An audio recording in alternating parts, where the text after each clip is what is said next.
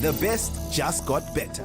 Parata's fiber packages that give you unbeatable internet speeds at unbelievable prices. Enjoy speeds of up to 15 megabits per second, starting from just 500 Namibian dollars excluding VAT. Sign up now for these fiber packages that are pushing the boundaries of innovation so you can enjoy more connectivity, faster browsing at even more affordable prices. Visit your nearest Paratus offices to find out more or go to paratus.africa/Namibia to sign up online. Always prepared, Paratus.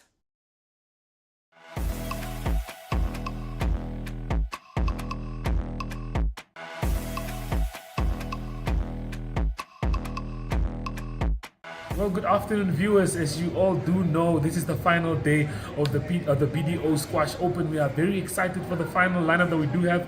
In the final, we'll be seeing Mohamed Nasser from Egypt. He'll be taking on Van Niekerk from South Africa, so we are pretty excited about that one. But like I said, this is the finals. Not only do we have the PSA finals, but we also have the men's A and the men's B finals, so we are very excited for that. Please do stay tuned as we are bringing you all the action live. For those that are at home, you can catch this live on DSTV channel 285, GoTV 25, and if you do not have any of those, you can also join up on our digital channel 1up2. Check our Sportra Facebook pages for the links and for more information. So please join us as we get ready for the finals.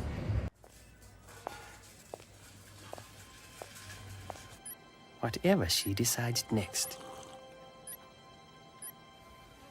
has the ability to impact an entire country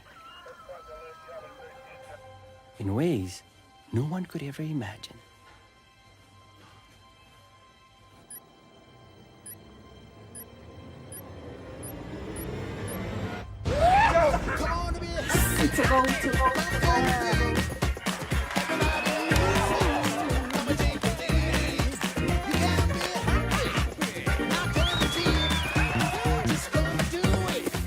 Buying Team Namibian is a choice you make for us, not just for you.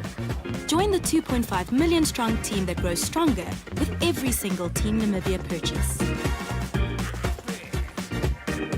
Team Namibia. Together, our future is brighter.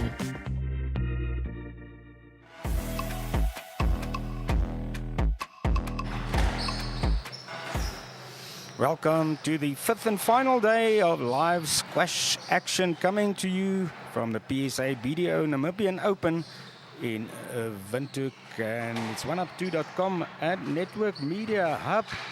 Wishing you welcome, as well as Network Television in Namibia. Now, on screen at the moment is the third and fourth place match taking place.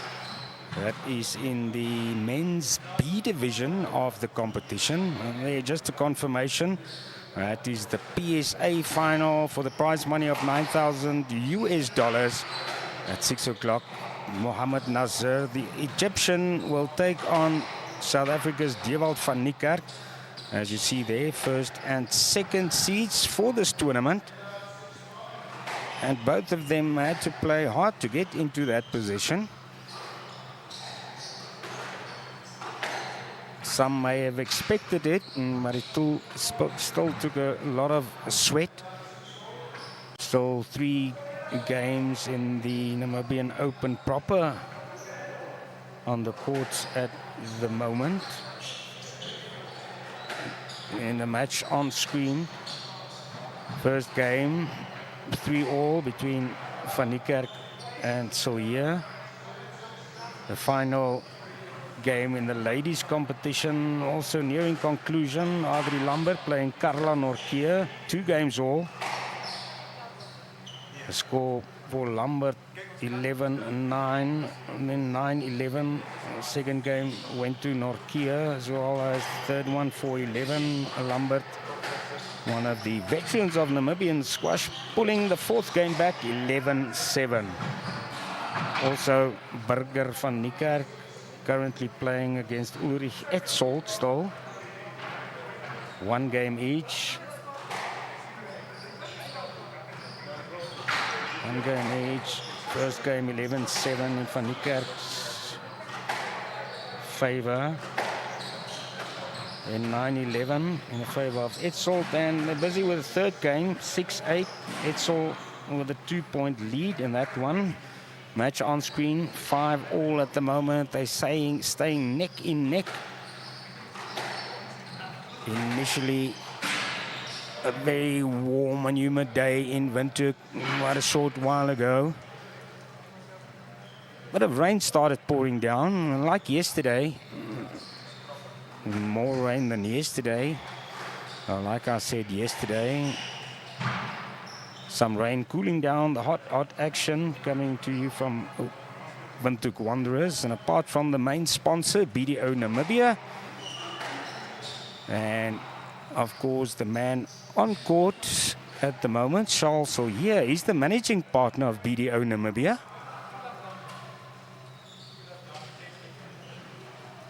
Other sponsors, Powerline Africa, Wanderers Sport Club, Dunlop, and Deb Marine. And also thank you to the other 40 smaller contributors which are making this tournament possible. A lot of chatting already going on about the PSA final this evening. Number first and seed, second seed playing each other quite closely ranked by the PSA. Mohamed Nazir, 89th in the world. South Africa's Dewald van Niekerk, ranked 118th. About 30 places between them. And Van Niekerk, he had a hard battle yesterday. Match took 66 minutes. He played Yusuf Al Sharif of Egypt. Van Niekerk just hammering it home at the end with 3-1.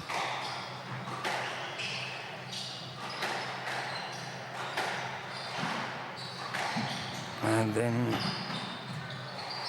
Mohamed Nazir, he went into the fifth game, beating Gabriel Olofunmilayo, the Nigerian, 3-2.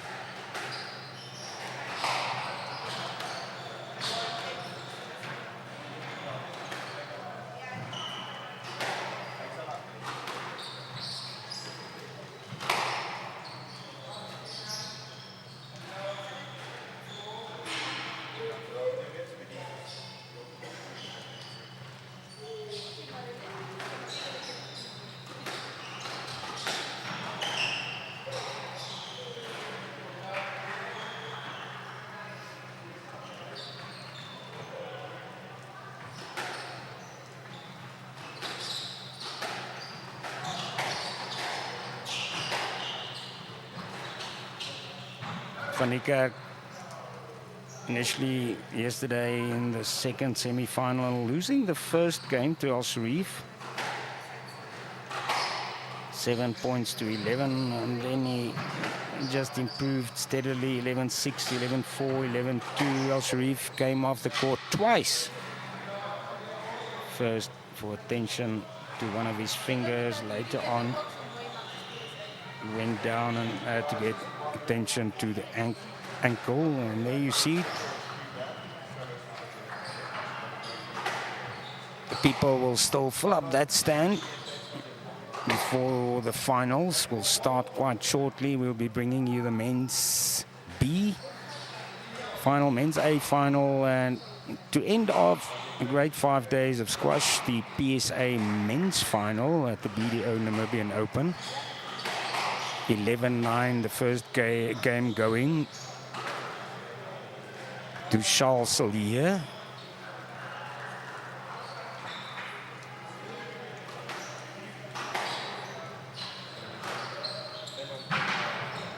So still very close. This is the third and fourth place playoff in the men's B division.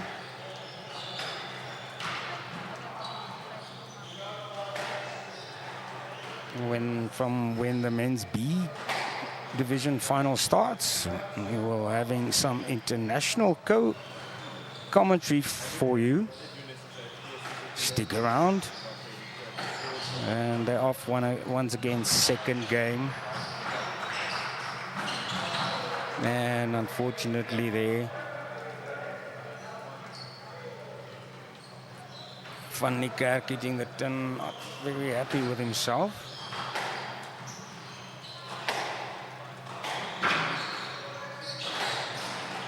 If any of your friends are not close to a telephone or TV, maybe they can just go online on the website sportyhq.com. You can find all the results for the A and B divisions, as well as the PSA men's tournament, as well as the Namibian rankings. Great place to get information. So here leading 2-1. Van Niekerk getting clarity from the referee about something. It's 3-1. So here gets things going again.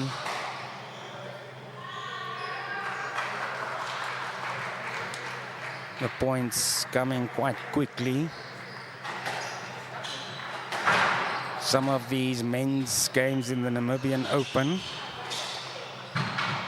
last about half an hour, and then yesterday and the day before we saw when the pros get onto the court, goes up to an hour, longer than an hour.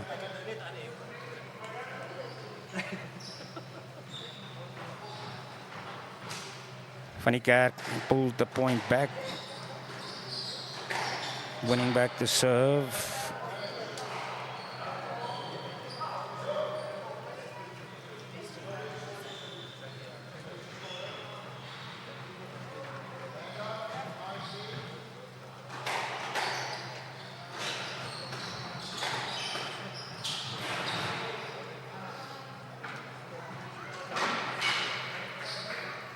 Three all.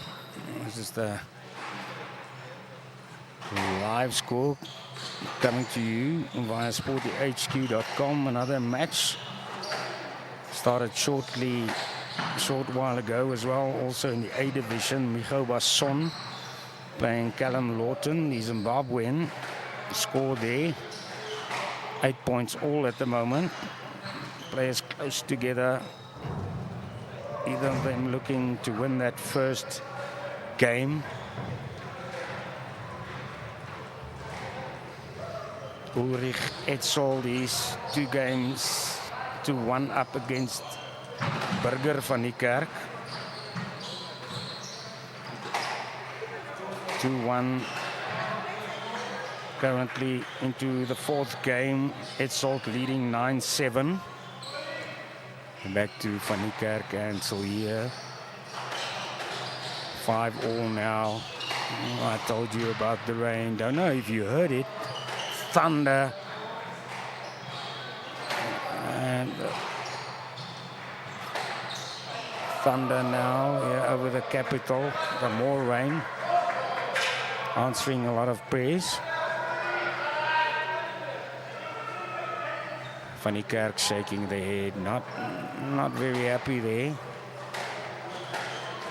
Restarting, I think it was a late ball that the referee called. Once again things going awry quite quickly. Yet again Van Niekerk serves.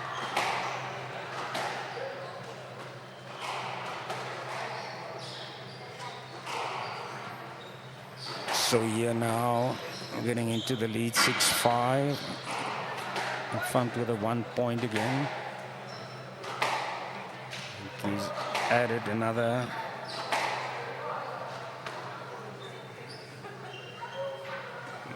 Confirmation, 7-5 in the lead now. It's already 1 game up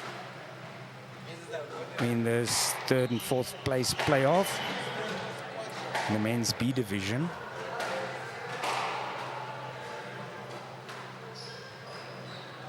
A local competition started on Thursday. Today's the 3rd day. in the ladies competition.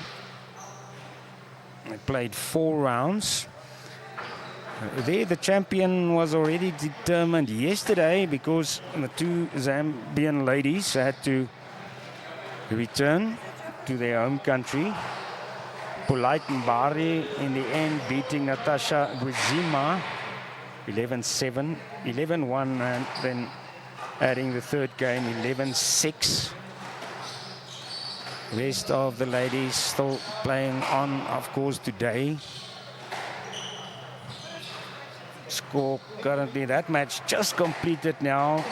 Carla Norkia beating Namibia's Audrey Lambert 3-2, and going into 5 games. Score Lambert against Norkia 11-9, 9-11, 4-11, 11-7. And then the final game 11-8 in Norkia's favor. Still the 3 men's games on court, 11-7. Charles Sillier, it takes a 2-game lead now. He can finish it off in a match after this to finish 3rd at the BDO Namibian Open. We'll have about 2 minutes to rest.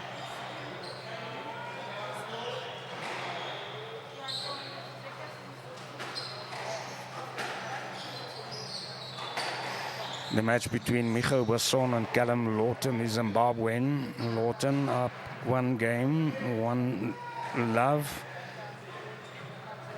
Winning that first game 12-10. So Basson fighting hard, well-known local player.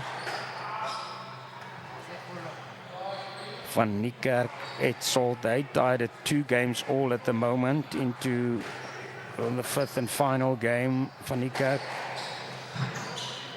just now at the 5th point is up 5-3.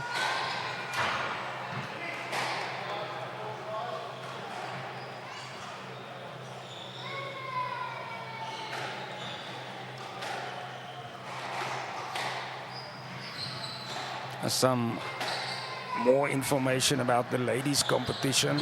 Everyone knows the name in Namibia, at least. I think Gwen Lister, former editor of the Namibian newspaper.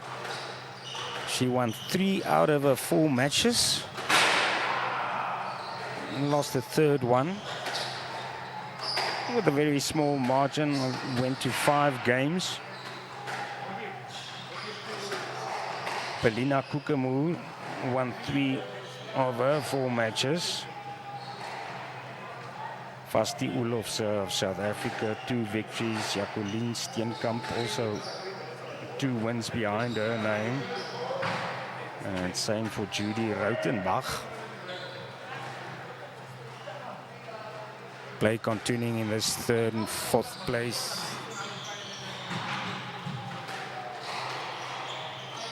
Here we are. Thank you. We're back on court now. Already 3-0 now in the favor of Dirk van Niekerk. Yeah, you see the fight back started. But it goes back 1 point to Sillier.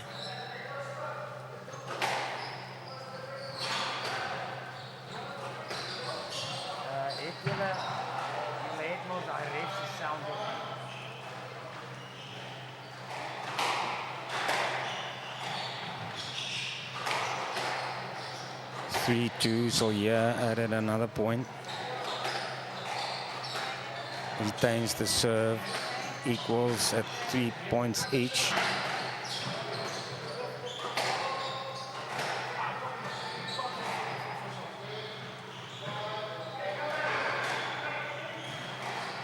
Right the way of Van Niekerk. It's not the same sport, but it's ping pong. The scoreboard is going ping pong. It's a seesaw. And 11-9, 11-7 scores in the previous 2 games. Quite closely contested. Van Niekerk not getting there. The 4th point for Sillier.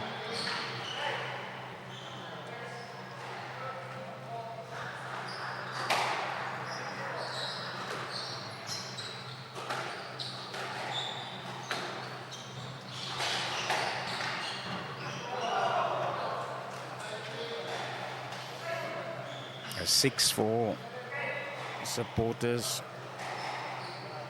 reacting after that point.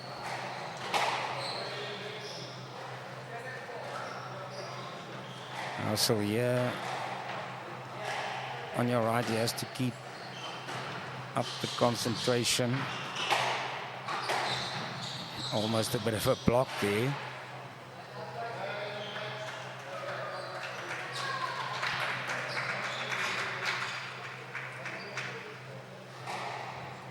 Five, 7. So here's serving. To the back. He tries to play it short. I think he just almost hit the tin there. Yes, it was out. 8-5 to Van Niekerk. He wants to make it 1 game to 2. 3 points away from winning the game. 2 away from game point.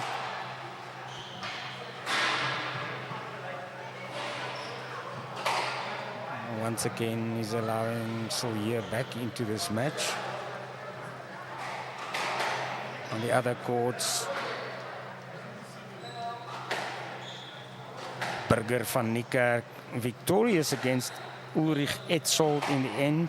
3-2, also went to 5 games. Score 11-7, 9-11, 6-11, 13-11, and 11-8. Van Niekerk finishing it 13-11 and then 11-8. 8-7 score in the match. We're looking at the moment, this is the 3rd and 4th place playoff in the men's B division of the BDO Namibian Open for 2024.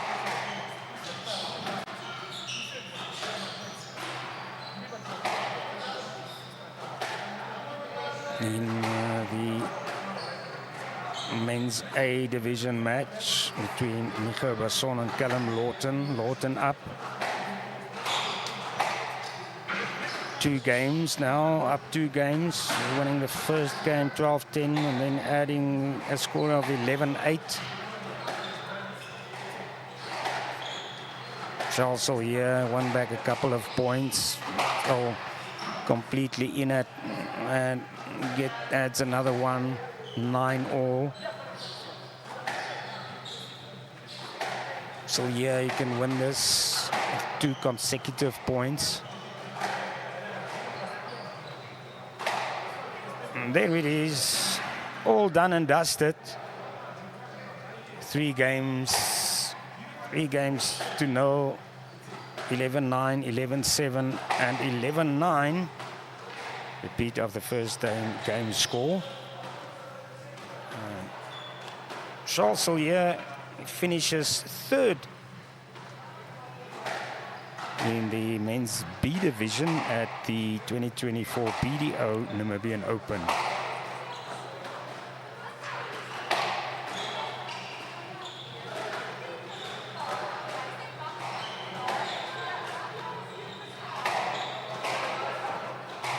What a good fight put on by Dirk Van Niekerk. Here they are, off court. And again, having a bit of a chat, thanking each other. If you are in the Namibian capital, of course, it's a quick drive to Windhoek Wanderers. And there's still lots of place to watch in the finals. Max Njala is the Namibian #1. I think he's 42 or 43 years old.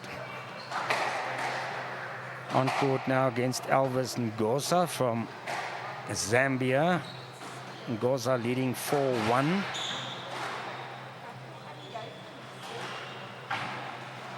Ngoza so far in this tournament won all 3 his matches. That's in the A division.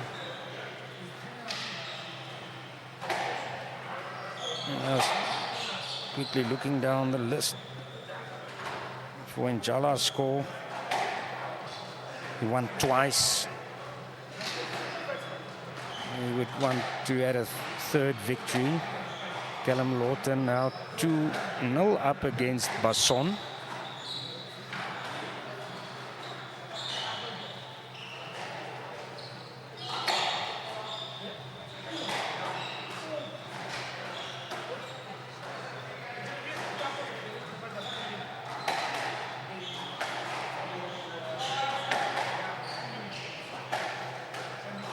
Players warming up. So the previous match's score displaying on screen. That was the 3rd and 4th place result in the B division.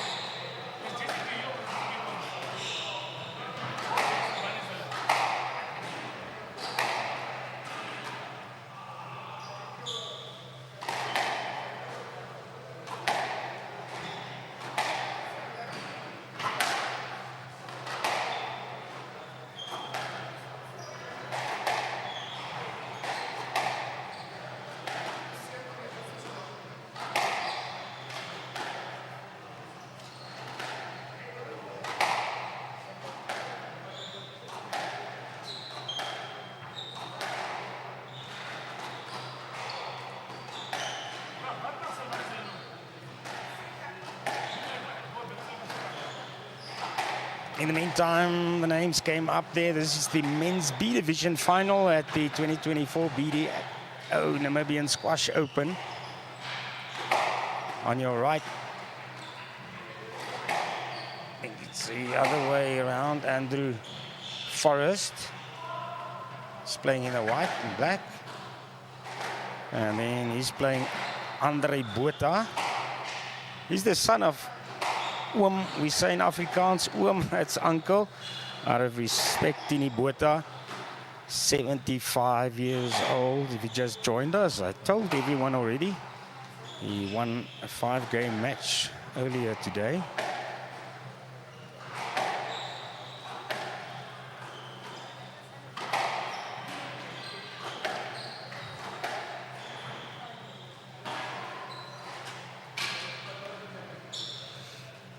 Andrew Forrest, he has 3 victories behind him.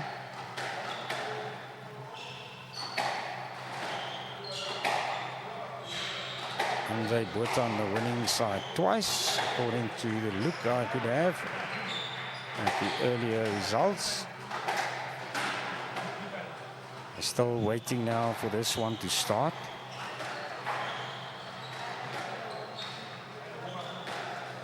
To follow after this, also live, the men's A division final at the BDO Open 2024.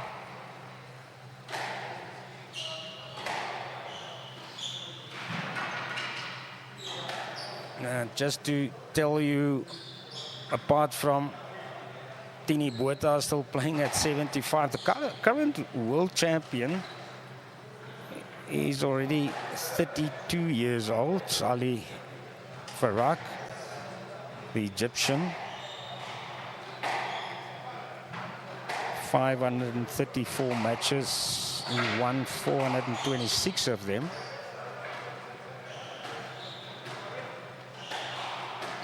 Stay tuned later on in the PSI final.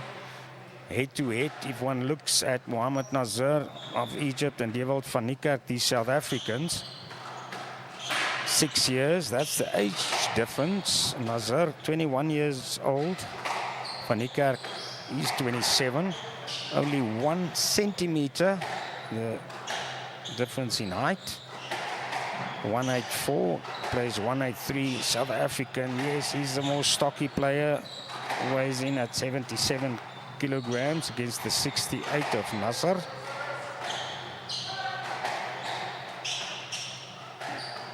Nasser was born in Cairo, Egypt, still plays out of Cairo, Egypt as well. Van Niekerk whom you'll see later, South Africa's #1 player, born in Port Elizabeth, Roberga, playing from Johannesburg, South Africa. This match out of the blocks now.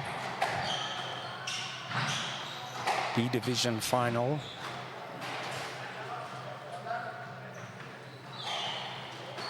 Forrest there, trying to drop the ball, hitting the tin. It's 1-0 up for Andre Botha. Forrest to serve. It's out. Couldn't keep it below the line. Plays into the hands of Botha. 2 points now. I see it's 2-1.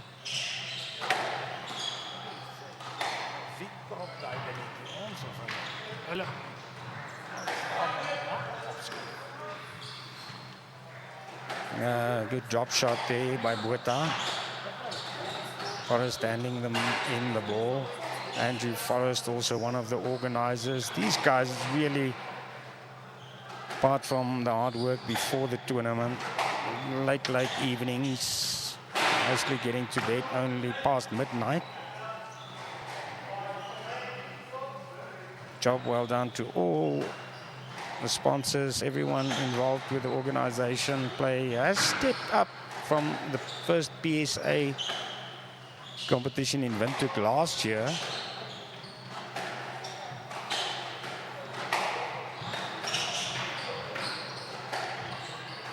Good fetch by Forrest. Driving it a bit longer to the back. Botha couldn't gather. Forrest restarted.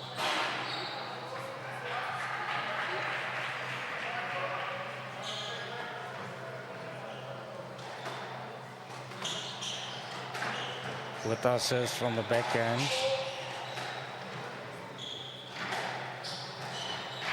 Thanks for the adjustment there to the technical guys.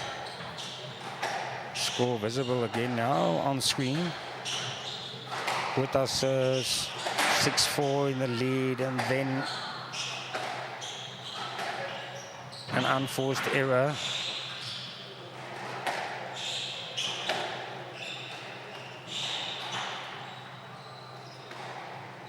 Forrest smiling there, waiting for Botha. Botha fetched the ball there.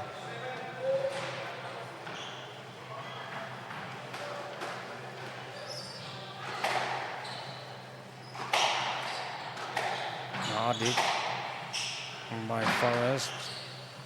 Not getting there. 7-5.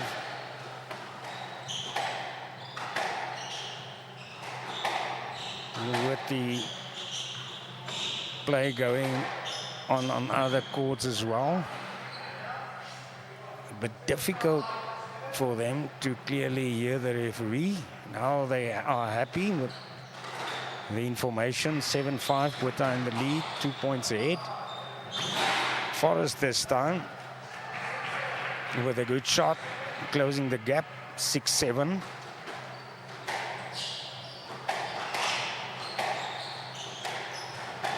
That's the 1 point in it.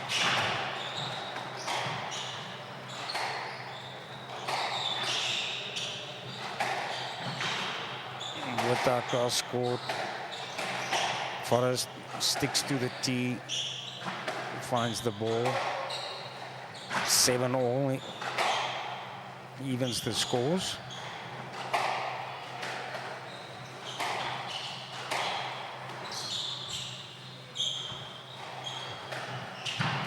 Forrest first slowing things down. He had to work hard to fetch it. He got there. Then dropped close to the corner by Botha. Late to the back. Forrest having to work really hard. And then applause for that shot. Botha again back in the lead with 8 points to 7.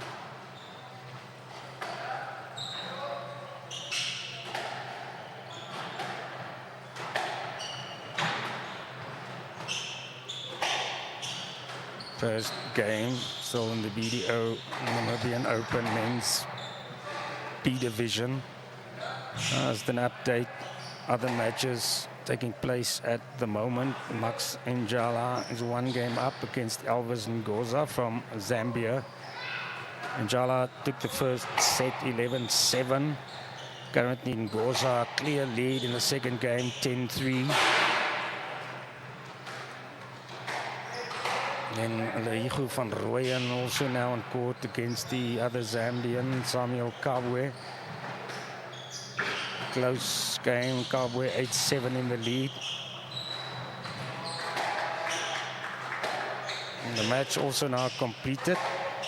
It's also a division between Callum Lawton and Micho Basson, the Zimbabwean. Victorious 12-10, 11-8, 11-6. Against Basson, 9-all, 10-9. It's the end there, it's 11-9.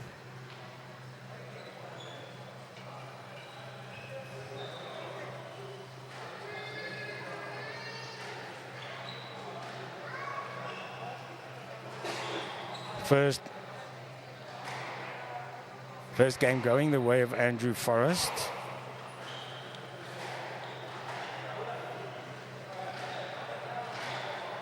Three victories already behind his name. Looking to clinch the B Division title at the BDO Open.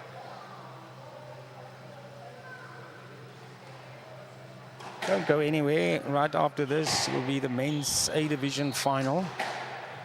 And thereafter, that's definitely going to be a match to see.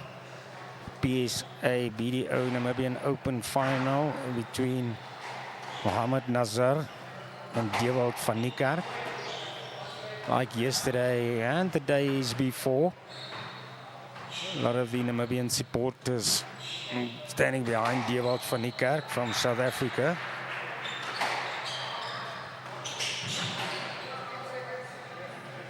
The referee calls it 15 seconds to get back onto court.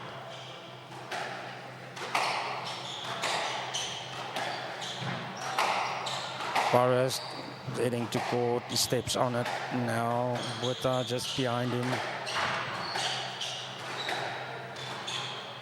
Botha, he was in control at a stage in the first game.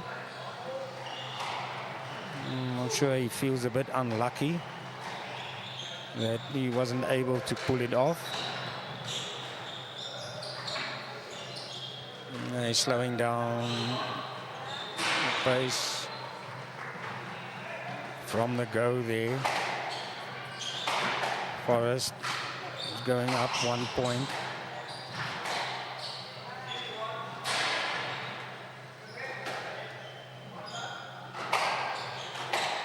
The referee called a let, so I have to play it over. Forrest just clarifying with the referee. He starts with the replay of the point. And there, Botha just not able to get underneath the ball. Played short to the left front. And by Forrest going up 2 points to Love. Second game.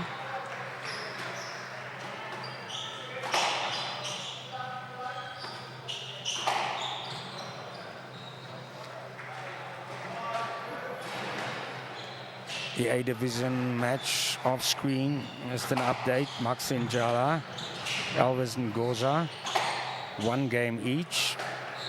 Ngoza leading 4-2 in the third game. There's the comradeship. These guys know each other very well. Forrest gets the game going again. Going up 3-love.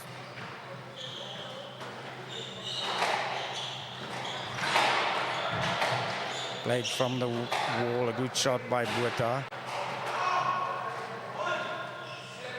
Getting his first point of the second game. And right into the corner. Tried to drop it, not getting a success for one. Forest pulling ahead with 3 points. A good drop shot by Forest. Made it look very easy there. 5-1. Botha probably tiring a bit. Didn't try to get there. Forest he hit the back wall there. Just checking out if his racket is still okay. 2-5. Served by Botha. Now 6-2 for Forest.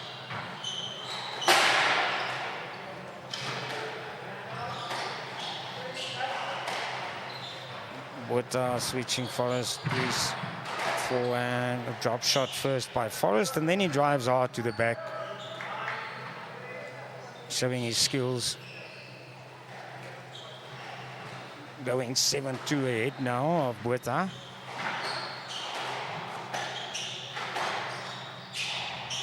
Yeah, the big man, he knows this game, Andrew Forrest. Also did a bit of co-commentating earlier this week. 8-2, 9-2. Forrest, the clear lead now, looking to finish it off.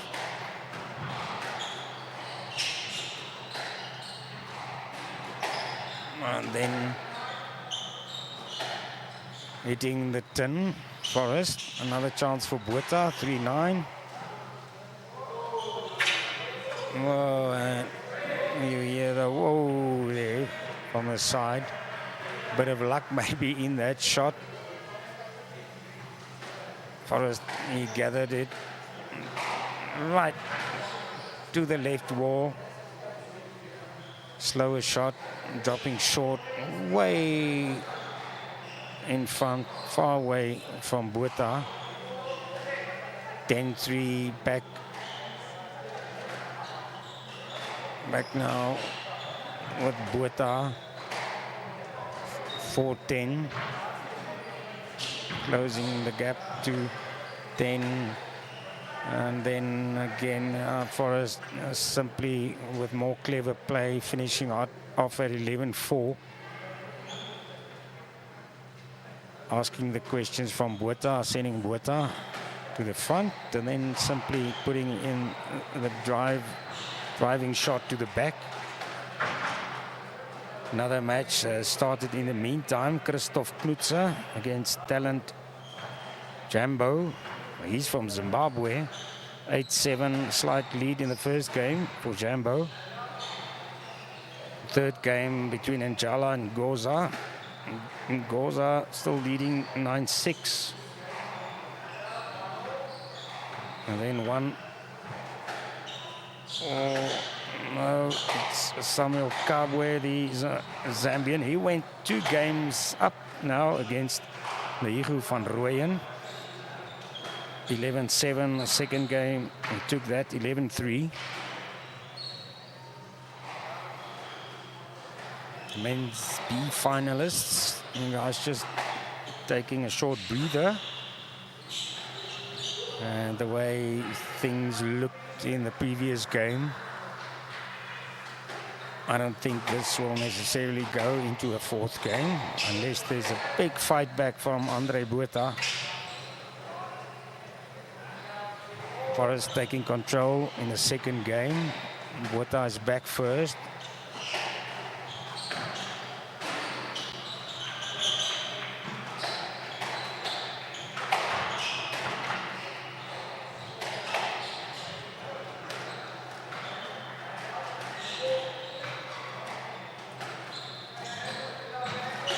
Forrest, yes, from where we sit, he might look like a bigger man by a bit, but he really gets around the court.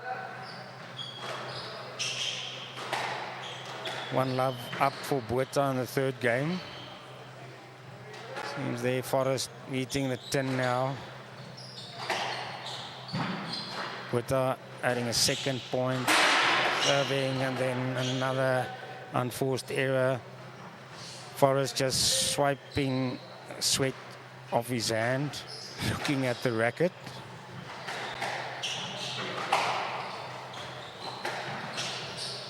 And dropping points at the start of the third game. Now he looks better, Forrest.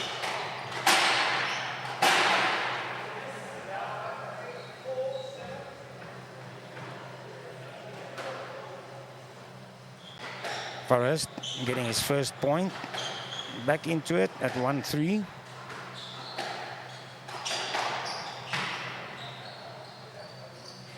The first 3 points going Botha's way,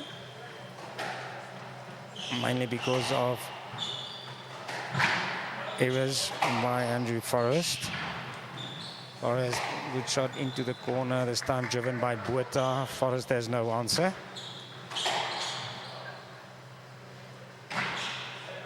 4-2.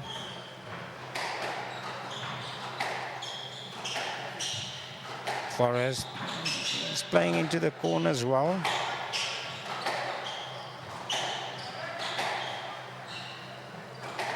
Up 5-2, Botha. If he can keep this going, he can pull a game back. As I say, that becomes 3-5.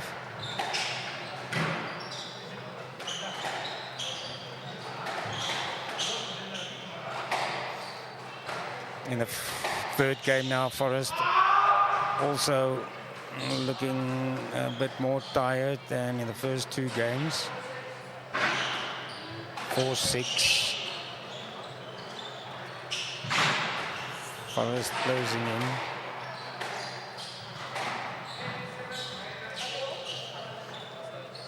And lobbing to the back. No problem for Botha. The return. Drives to the left.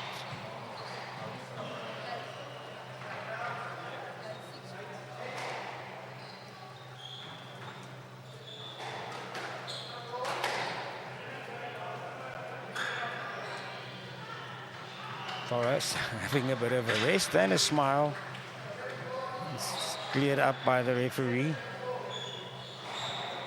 7-4. Botha adding that point. I think Forrest was asking for a late ball, probably. Forrest dropping it.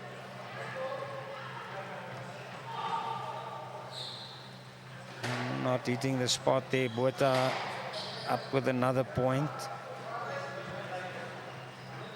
Now Forrest gets back into it. 5-8. Forrest first with a hard drive and then into the left corner. Another good point going in the big man's favor. 6-8.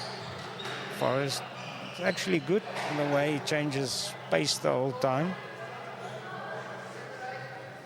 7-8 within 1 point now in the third game.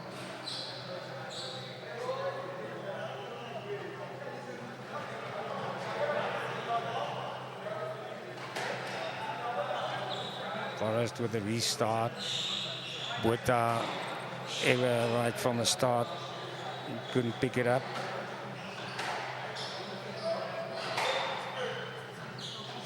Eight plays 8. Forrest on the tee. Now he has to run. Couldn't get there.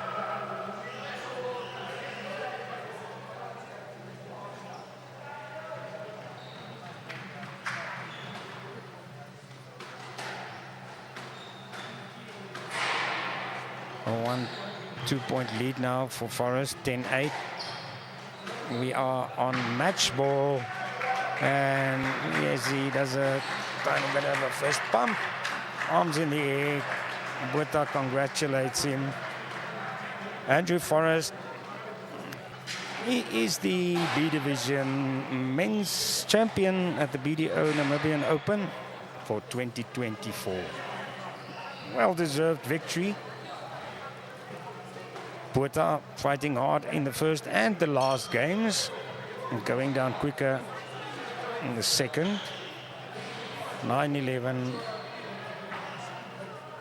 4-11, and then finally 8-11.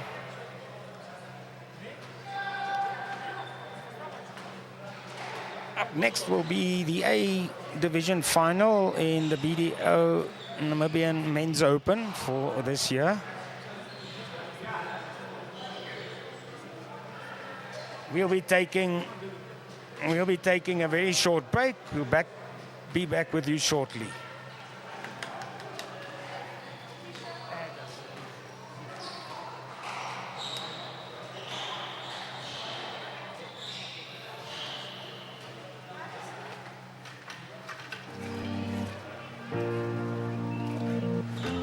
Irongo Med is a leading distributor, working in partnership with NewMed and WestMed to meet the comprehensive needs of the Namibian healthcare sector.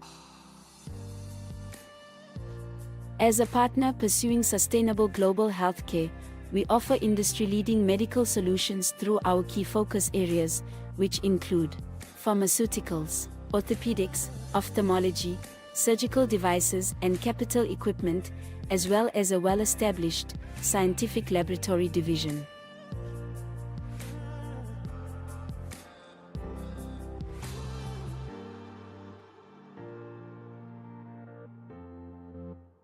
In healthcare, Irongo Med is committed to making a difference. What about you?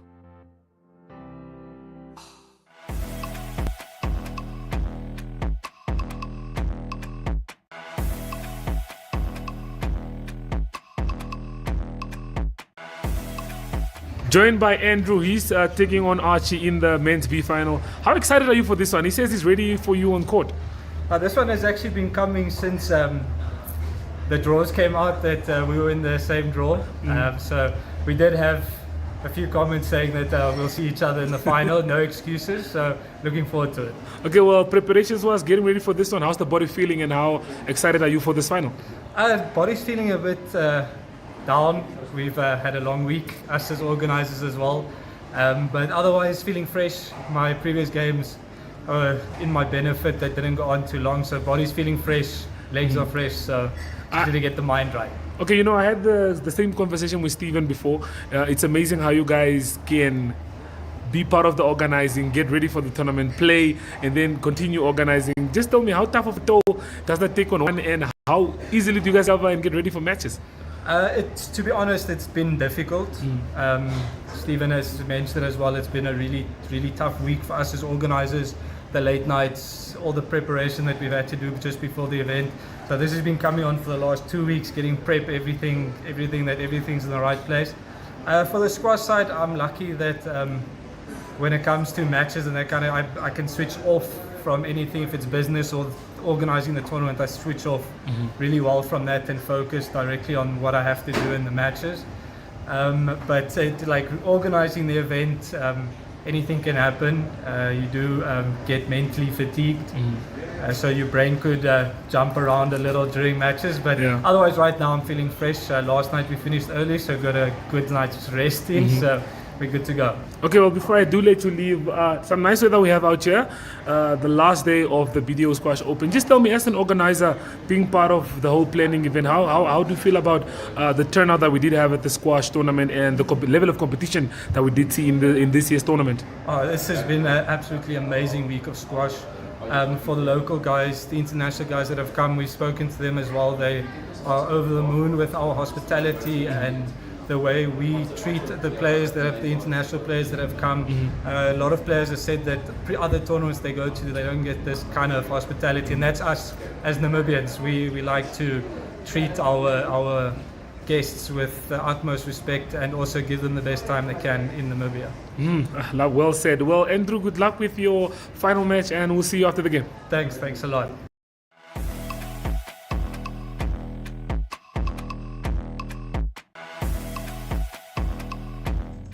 Meet Christine, an office snacker with a craving for treats, but a budget to stick to. Fortunately, the Synergy chatbot has her covered. With just a few taps, Christine can find the latest specials on snacks, satisfying her cravings without breaking the bank. And then there's Brian, who's out on a date with the most beautiful girl in Winter. But even romance can't distract Brian from his love of sports updates.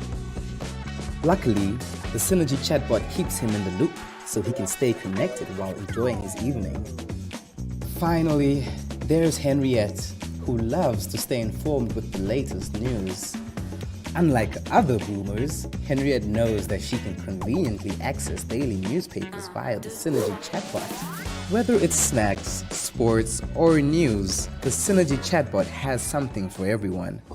Taking flight has never been easier. Paratus is introducing Sky-Fi internet packages with speeds that will have you reaching for your seatbelts, starting from $500 Namibian excluding VAT per month, with speeds reaching up to 10 megabits per second. There's even a prepaid option where you can top up your Sky-Fi internet for just $15 Namibian per gigabyte. No contracts, no fuss. Visit your nearest Paratus branch to find out more. Or go to paratus.africa/Namibia to sign up online. Always prepared. Paratus.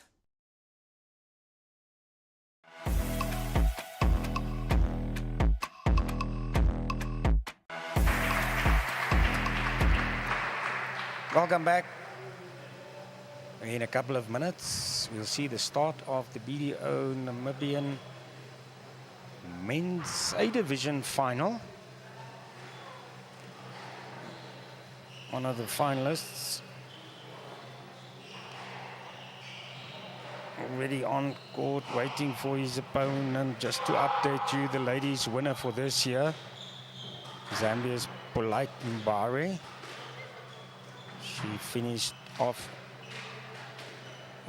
counterpart also from Zambia, Natasha Guizima, score 11-7, 11-1 and 11-6. And then in the match just before this, the men's B division final, Andrew Forrest, too strong for Andre Botha, scores 11-9, 11-4, 11-8. 3 games to love.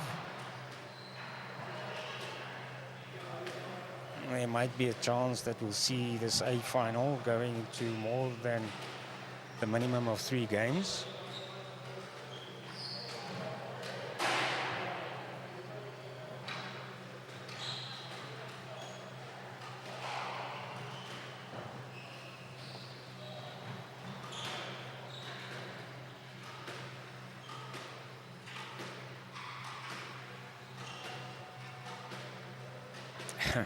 Also warming up on the feet with a smile there.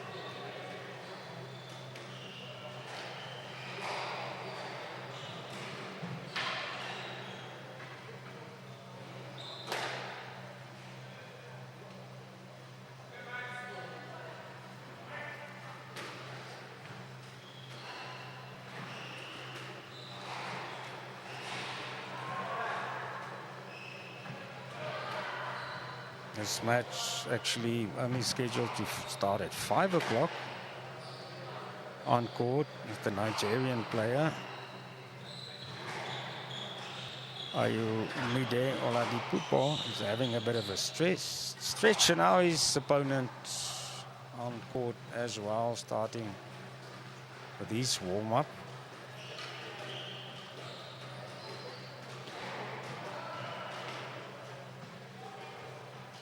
It's Lukumba Chimba.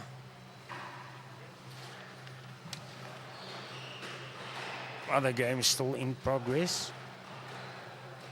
Christoph Knutze against Talent Jambo of Zimbabwe. Scored 2-1 in the favor of Jambo.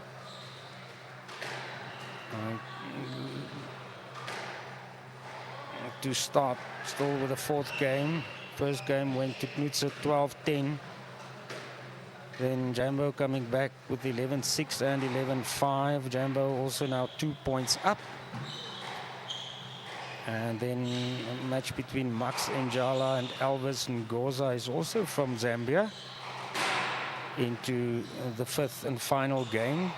Njala winning the first game 11-7.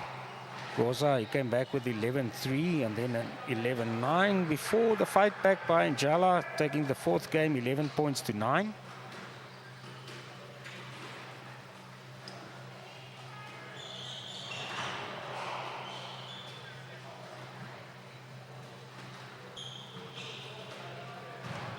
Score on your screen. That's the result in the final of the men's B division.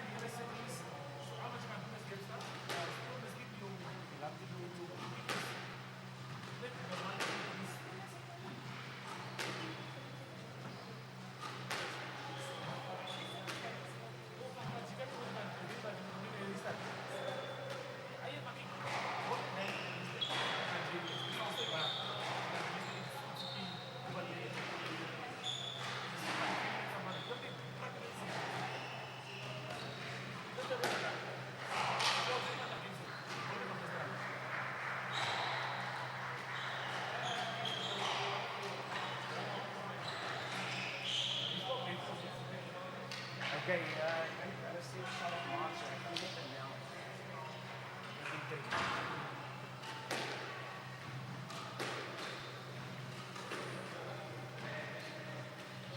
We're not quite sure.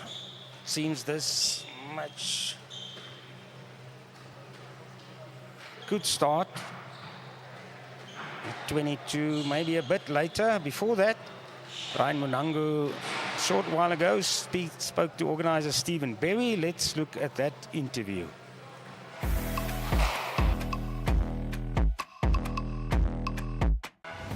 Okay, well, viewers, I am joined by Stephen Berry. Stephen, it's our last day of the BDO Squash Open. The weather allows for the last day. I'm very excited for this one. But just tell me, before we do talk about the squash, a huge shout out to the sponsors once again, jumping on board. 9,000 USD on the table for the winner. That's a lot of money.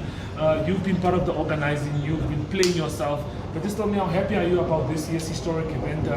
31 athletes that we did have from outside of the country. Yeah, just touch on that and just tell me how happy you are as an organizer to be part of this wonderful event. Look, it's beautiful. I mean, like as you say, the weather's fantastic. Maybe not so good for our decor for the prize giving afterwards. Yeah. But you know, it's it's funny because the guys are actually really struggling on court now. You can feel it's cooler, but it's a lot more humid. So you're dehydrating a lot more now. But I guess it's more the winter guys that are probably dehydrating a bit more. It's nice for the other guys. But yeah, it's been fantastic. Everything's gone smoothly. Everything's gone according to plan. A little bit behind schedule, but that's purely because of the high level of squash that we have. Yes. You expect the matches to be 30 to 45 minutes long, and so many matches have gone over 60 minutes, which is great. Yes. It's a good problem to have. It's just we're looking at the standard this year compared to last year, and you can't compare it. You cannot compare it. It's phenomenal. Our juniors are learning a lot. Our seniors are learning a lot. We've got a lot of sore bodies, as expected. With the intensity of a tournament like this, there's quite a few injuries as well. But yeah, it's part of the game, and we're really happy, and I think our sponsors are really happy. And I don't want to single anyone or miss anyone. I think I'm going to, if you don't mind, just mention them. I mean, obviously we've got BDO who sponsored, $130,000. We've got Powerline Africa who sponsored, actually it's moved up to $120,000 now. Deb Marine contributed $20,000. Noble Fords, with the courtesy vehicle, and then obviously our members as well. At one stage we were running a bit behind budget. And I asked our members, listen guys, we're gonna buy a brick, and you can buy a little advertising space for $1,000 for 12 months. And within 36 hours, just to make sure this competition went off, our members raised $43,000 within 36 hours, just to make sure this event comes off. And for that reason, we're able to give away $200,000 prize money in total. And that's fantastic. That's exactly what we want. Very, very good numbers. 43,000 in 36 hours. That has to be another record for squash, I should say. Yeah, look, and it just shows you the Wanderers members are one of a kind, and that's why we're such a great family. That's why everyone wants to be part of Wanderers. I mean, we have over 200 squash members at Wanderers, and people want to be part of this club because everyone cares about everyone. Everyone cares about the sport, and everyone cares about the growth of the sport. And obviously, with the long-term goal that we have, our members have bought into the dream that we have of making sure that one of our members reach the Olympic Games. And also to make sure, obviously with our preparation, all our members were getting excited. We were advertising it over the last 4 months every day. Listen guys, you've got to get ready, get your preparation right, make sure you fit. And if you look at it, a lot of the foreign players are a lot stronger than the local Namibian players. But if you look at the condition that the Namibian guys are in now, thinking in mind that we've got the All Africa next week, our guys are fresh. Our guys are looking strong. All of us are excited about, we've only got 1 day's rest, but the other guys, the Nigerians, the Zambians, they're struggling. So we've done our prep work, and that's also what was very attractive towards our sponsors. Is listen, Wanderers is putting in the hard yards to make sure the Namibian players are ready for a tournament at this moment. Okay, well, let me pick your brain for a little. Looking at the games that we did see, Gabriel getting knocked out by Mohamed Nasser. Very, very tight match, went all the way to the last. And then another exciting one with Van Niekerk and Yusuf. I think those were pretty exciting semi-finals. So now I've got to put this out so that the members and the viewers understand this. Mohamed Nasser phoned me at about 11:30 yesterday morning. He had a stomach virus. He was throwing up, he was extremely sick. I picked him up, we took him to the hospital, and they put him on a drip for 4 hours. He walked out of the hospital and he came and played, and look at that level of squash he played yesterday. To be able to win a semi-final in this heat, in the humidity, with the altitude and everything, to come back and win that match. And we've seen Gabriel, he runs like a machine, he doesn't stop. Yeah. And for Mohamed Nasser to have won that game is unbelievable. The Dewald van Niekerk match, we saw a lot of Yusuf Al-Sharif. He's a very unpredictable player. Yes. Technically he's got a lot of interesting, this way that he moves. It almost looks like he dislocates his shoulder when he plays a backhand swing, for example. It's very difficult to read. The Devil just stuck to the basics. His line and length was perfect. I mean, he just doesn't stop. He loves the ball bouncing, and he loves being able to run miles. And we saw, I was sitting next to Abdallah, Shedrak, sorry. I was sitting next to him, and he was trying to coach Yusuf, and later on Yusuf was looking at him like, what do I do?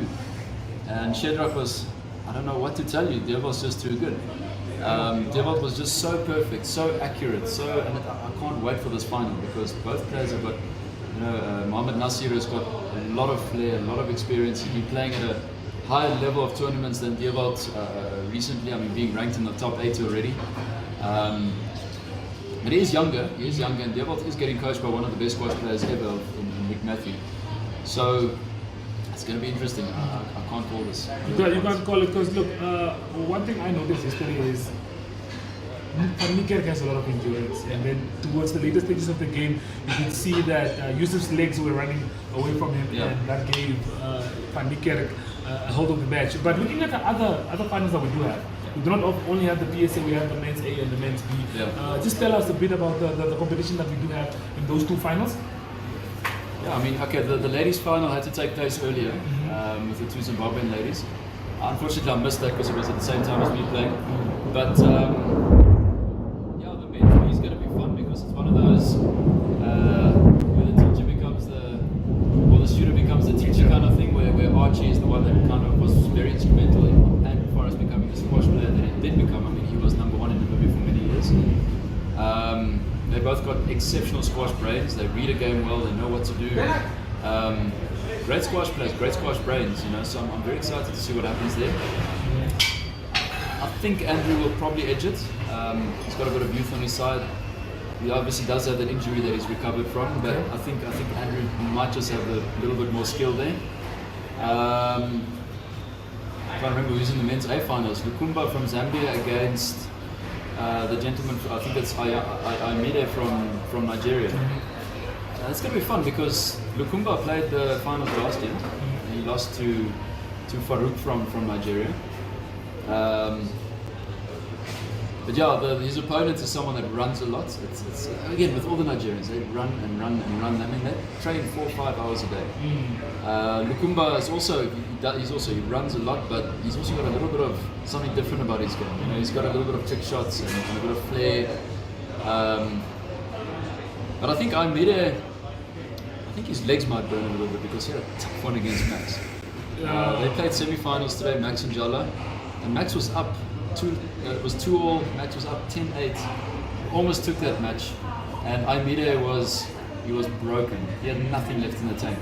And Max was 2 centimeters away from becoming the first ever Namibian to make the finals of the Namibian A division. So unfortunate there, we're all sad about that. But yeah, Aimide was also great. I think Lukambo might have the edge here because of his energy levels now, because he had the easier semi-final. So yeah, tough games to call. I really don't know, but I think if I had to put my money, I'd maybe say Lukambo just because he's had the easier route. And I think he's got a little bit easier, a little bit more energy. I think his opponent in his semi-final, Elvis, was a little bit injured as well. So yeah, I think he's got a bit more left in the tank than what Aimide probably has. I think it's always important for us to get Steven's insights on the game, but like we do it usually, I think one more shout out from you, one more one-on-one with viewers to just tell them where they can show up, why they must show up. For those that can't show up, they can definitely tune in and watch the game live. But yeah, this is your time to just let the viewers know. Yeah, as far as I know, the game's also going to be on GoTV today, channel 285. So if you can't get to Wanderers, you will have the YouTube link. Otherwise, if you can't get on the YouTube link or on DSTV, get to Wanderers, guys, because the live viewing doesn't do it at the same amount of justice as on screen as it does when you actually at the court. We mentioned it yesterday. On court, when you're here on the pavilion, you really see what world-class athletes these guys are, how fast they are, how well they read the game, and how clear the striking is. So get to Wanderers.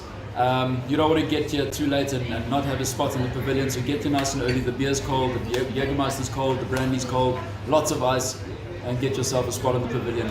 It's a once-in-a-lifetime chance. We don't often get this level of squash where we can watch some of the best players in the world. So get to Wanderers and let's enjoy the opportunity.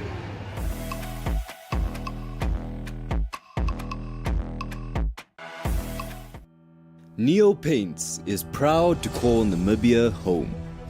For more than 70 years, Neo Paints has been inspired by this country's natural colors and beauty to produce the wide variety of trusted quality paints we have become known for. Proudly Namibian by on the hearts and the minds of all Namibians. Neo Paints Namibia, a coat of excellence.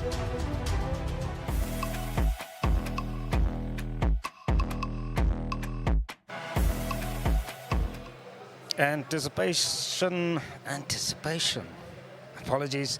Continuing to bolt towards the PSA BDO Namibian Open men's final.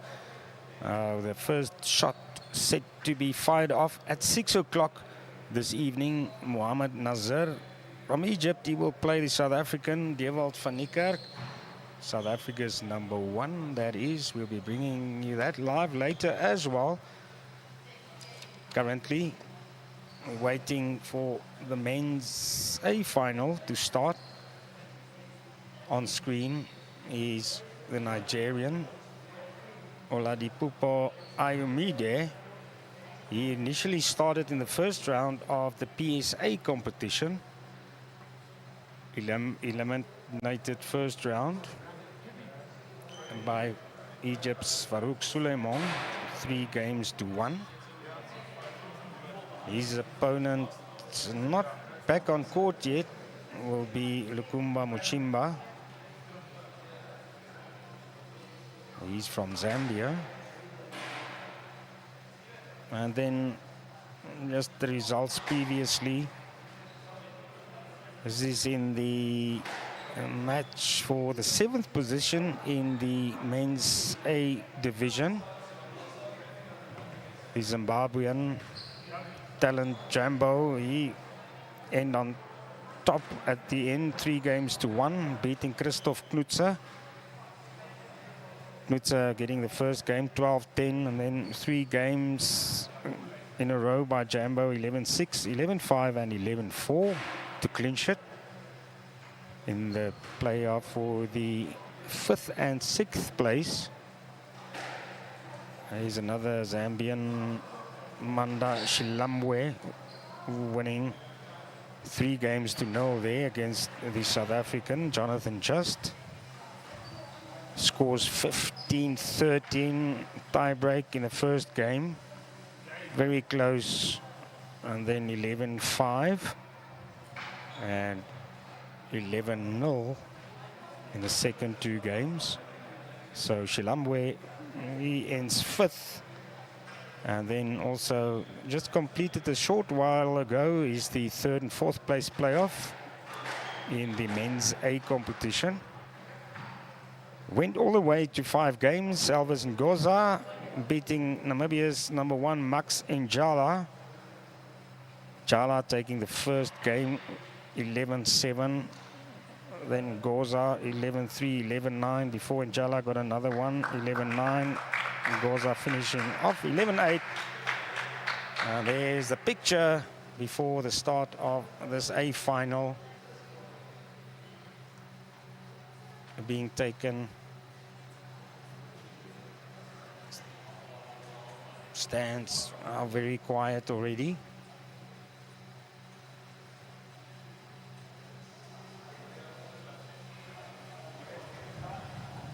Making sure to get a good one for posterity's sake. On your left on screen is the Nigerian player, clear height advantage for Ayomide.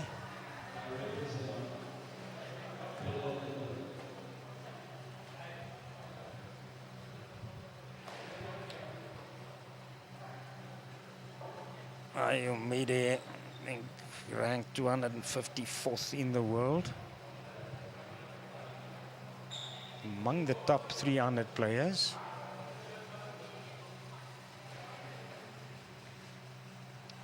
Lukumba looked like he's going to take off the top.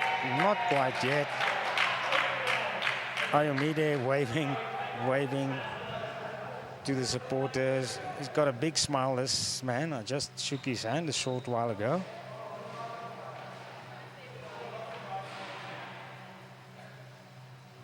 The longer legs is always an advantage. It's usually in most sports. And now they're done with the picture. We're set to start with the men's A final at the BDO Namibian Open for 2024, and we've thanked them a lot so far. Let's do so quickly again. Main sponsor BDO Namibia, and then also thank you to Powerline Africa, Wanderers Sport Club, Dunlop and Deb Marine, and 40 other smaller contributors.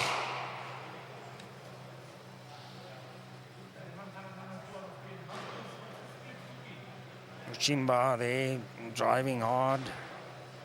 Both of them have already warmed up for quite some time.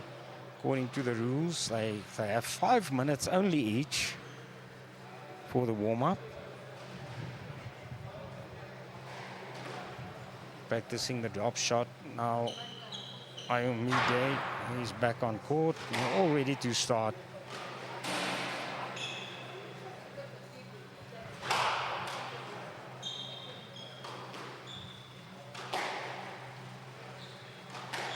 This one could take close up to an hour if they need 5 games to determine the winner. Exchanging a couple of shots now. Waiting for the announcer to announce the match. Of course, then the referee will get things going. You are watching the live squash, BDO Namibian Open 2024. You can get us on the website, oneup2.com. Also on YouTube. The page is Network Media Hub. Tell your friends, send them that quick WhatsApp, and of course, also live on network television in Namibia only, DSTV channel 285 and GoTV channel 25. We're off. The Nigerian starting the match, getting a very quick point there, right from the start. Ukumbo not able to reach it. Here you see Mushimba and Ayomide. Zambia against Nigeria in this A final for 2024. Ayomide looking confident. He's staying again on the backhand. Muchima changed direction, puts Ayomide back on the left hand, the backhand to the left. Ayomide going up to Love, 2 points lead for him. This stage doesn't look like Muchimba has got an answer, but it's early days yet. A long way to go to crown the men's A final. A good job shot. Muchimba watched it. Didn't follow up, but he got the point. Ayomide almost fetched it, and then Muchimba might have been in trouble. Muchimba often dropping to the left. This time succeeds with the drive to the left back. 2-3, and now Ayomide with an uncharacteristic mistake, hitting the tin with a slower ball. Muchimba straight back into it at 3 points each in the first game.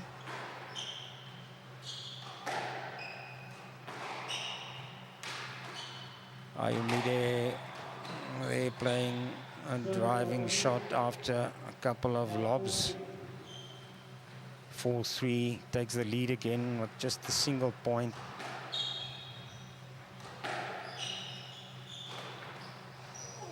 A good shot that from the left wall. Ayomide, it was too far away for him to gather.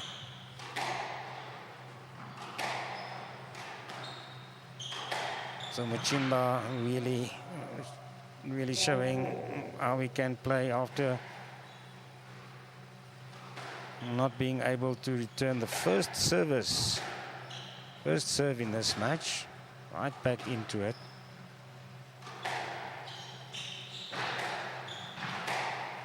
Smaller player Muchimba is good with mixing it up, changing the direction. He stood on the tees back in front now. Ayomide, he had to follow the ball behind. 5-all, another point for the Zambian.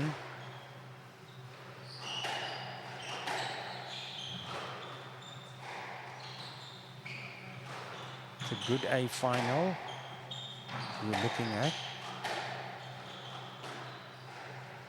The pace continuing to gather as we get further into the first game.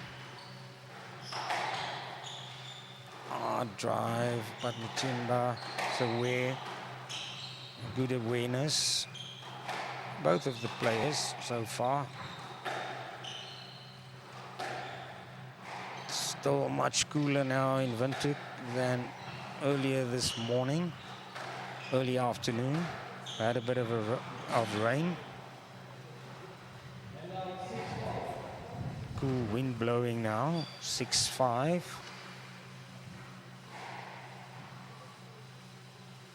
Ayomide serving. Driving Ayomide first on the front, then on the backhand, drop shot into the corner, and he gets the point, 7-5. Is this going to be a pull away by the Nigerian? That feed scoreboard coming in from sportyhq.com.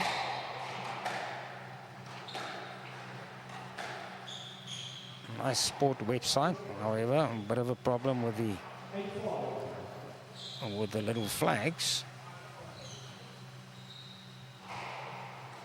8-5, pulling away now with 3 points. Ayomide and Muchimba hitting the 10-9-5 on the verge of game ball.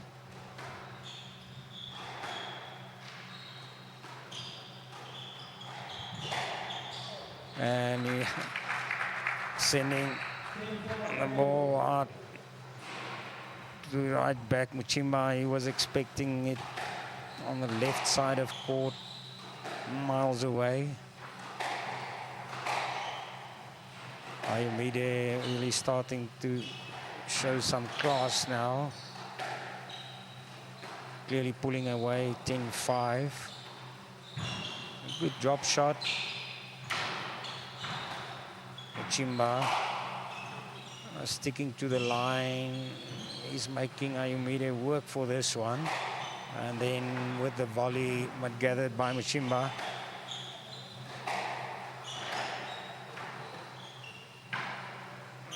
Drop shot followed by another by Muchimba, then locked to the back by Ayomide. Ayomide just bringing it back mid-court. Then he hits the 10, giving that point away. 6-10. It remains game ball for Oladipupo Ayomide. 7-10. Muchimba fighting back. But Ayomide, he just needs the 1 point.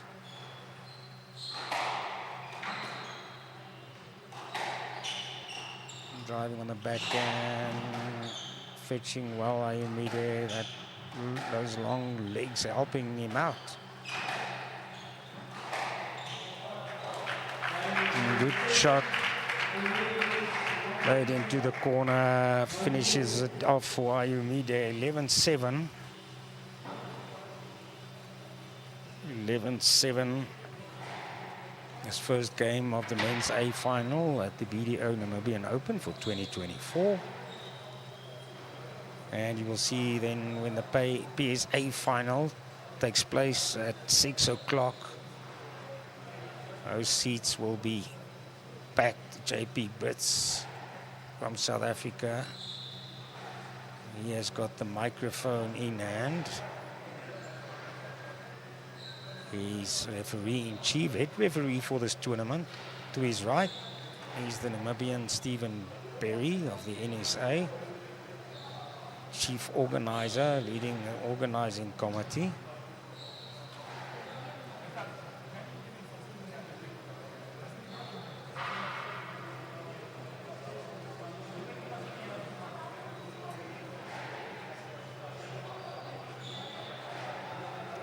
If Ayomide, the Nigerian, can stamp down his authority in the second game, get going quickly and leave Muchimba behind. He'll be halfway there, halfway to winning the A division title.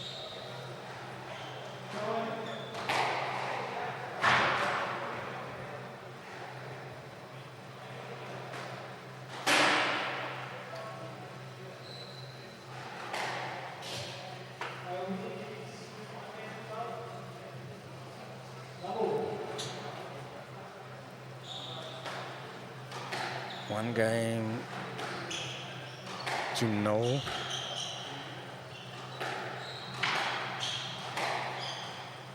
Restarting at a good tempo immediately. Drop shot by Muchimba.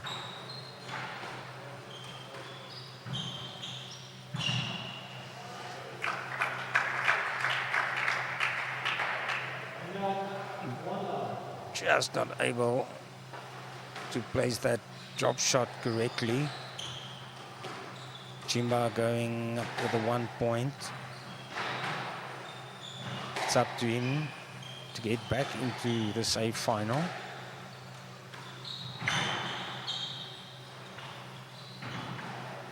Tall man, just sending it into the left corner. Equalizing at 1 point each.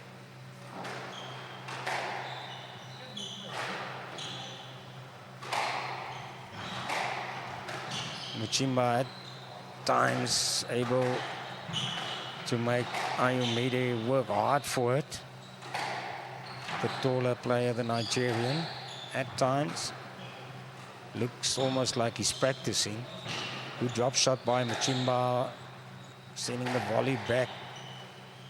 But Ayomide was at the back quickly, playing cross court. Driving shots on the left hand, and another, it's a good shot by Muchimba. He's done it a couple of times. Playing short and slow across the wall's face. Working a bit on the backhand, these two players.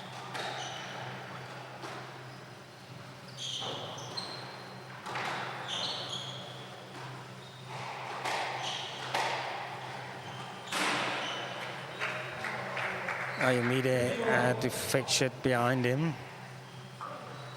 Not able to get there. 3-1. 2 point lead for Muchimba. Another error by Ayomide, hitting the tin. He's not happy with that.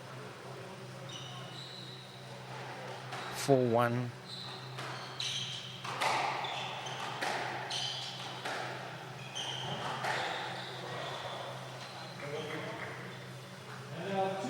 This time he's able to take the speed of the ball to 4. When that happens, the other players almost always you're going to be wrong-footed. Ending up short. 3-4. Ayomide coming back into it.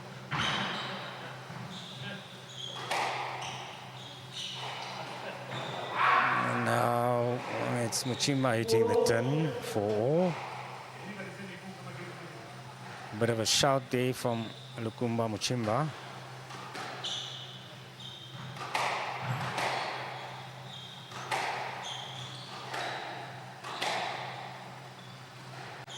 Pace a bit slower in the second game.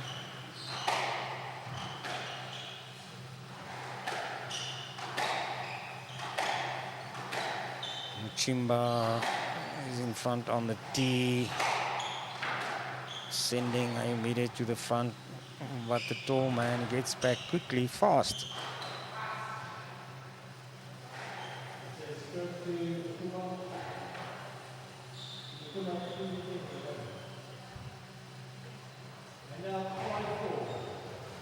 (5-4). Ayomide, he was in the way there. Referee calling the lead in favor of Muchimba. 6-4. He's drawn in front a couple of times now with 2 or 3 points, Muchimba, and then Ayumide comes back. Now the basics. Space too little for Ayumide to return. 7-4. Muchimba is smelling the second game. 7-4.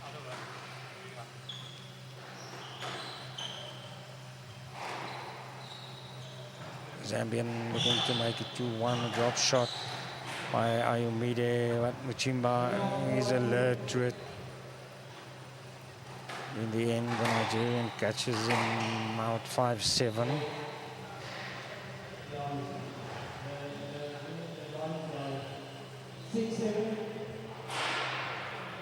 Six, 7.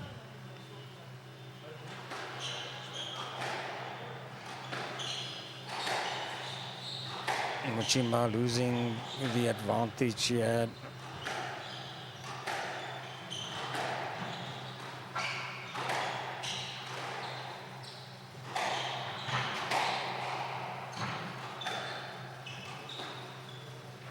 Muchimba often playing it across the face of the wall.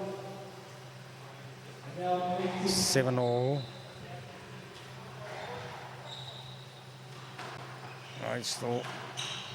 Sorry, it's 8-6.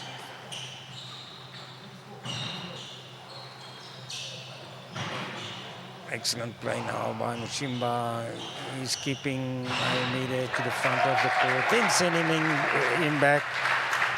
And no answer there by the Nigerian. Also with the hand on the knee now, Ayumide.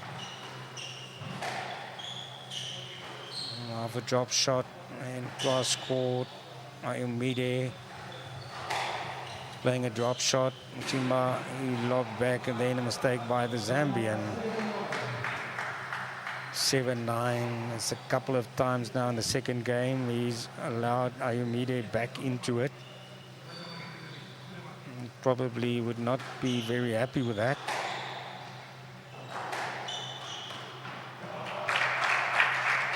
Zambia will also be in action here in Windhoek next week for African squash. We will also be bringing you that action. 10-7. And he's on game ball now, Muchimba.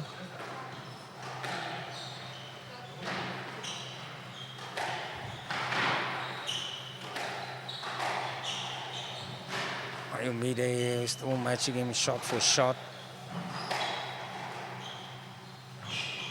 Both players now working hard. Have to be quick on the feet. Driving on the backhand now. I mean, it's the Nigerian who changed direction. Plays it back to the left.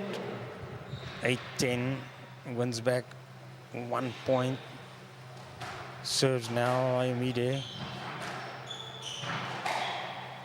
Still game ball for Muchimba. Into the corner, Ayumide. The basics by Muchimba. After the drop shot, sending the player back. But this drop shot, Muchimba had no answer for. 9-10. Still game ball for Muchimba.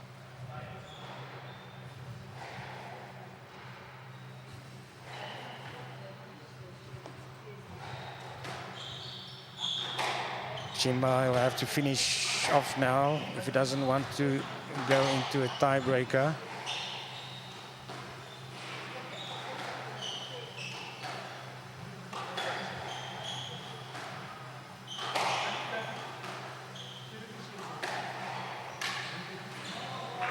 Now and then he makes yet another mistake. 10-all.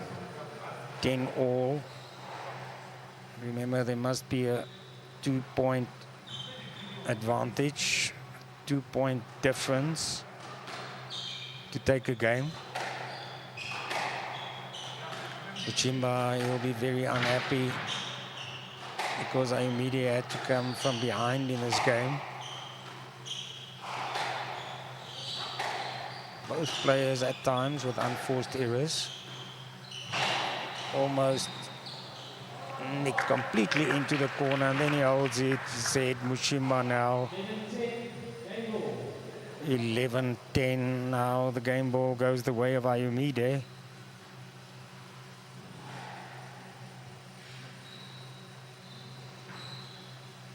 Often behind in the second game. He can still make it easy and go 2 up. And now applause for the Southern African player Mushimba. 11-all.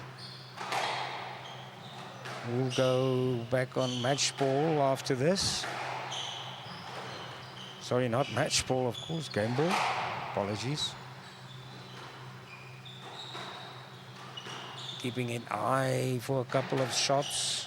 Bringing it down, Ayumide. Mushimba is sent Ayumide chasing. Back at the tee now.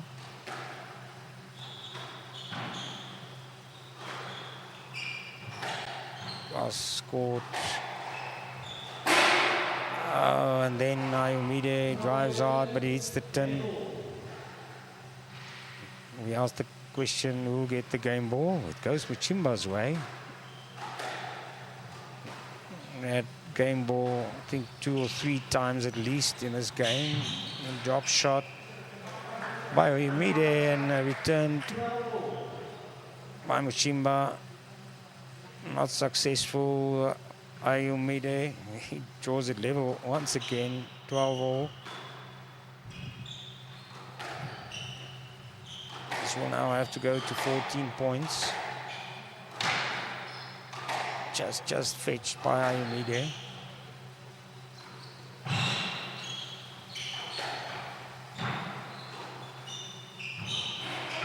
Oh, and again Muchimba wants to hit something there.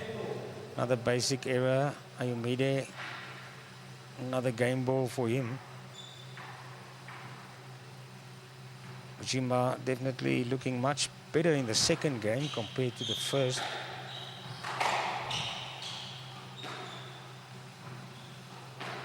First game, more errors by Ayumide.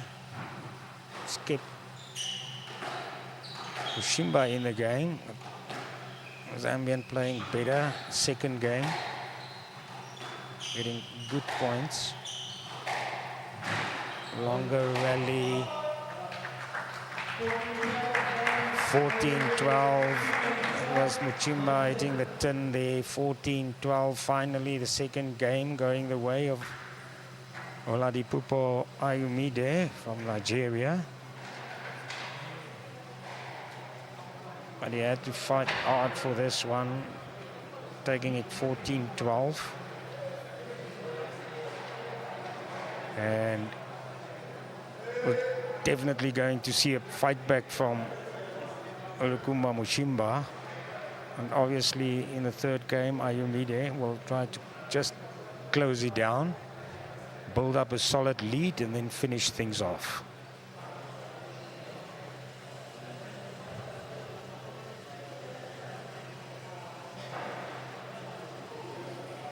We're sure JP Brits will also be in charge of the BDO Namibian Open PSI final.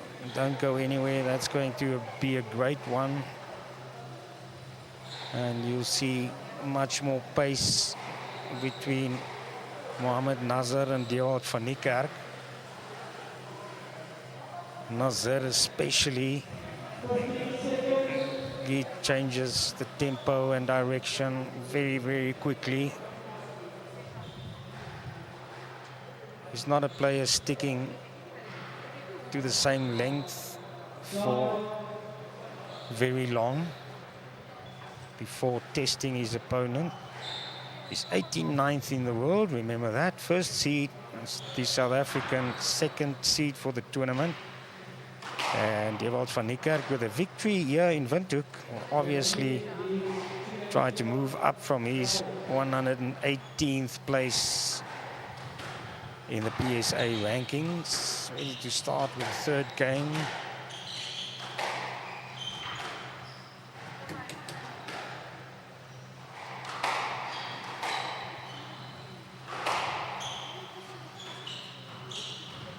Back with the action. Muchimba. He doesn't want to start the third game with a poor shot, unforced error, hitting the tin. Ayumide up 1-love in his third game. 2-love.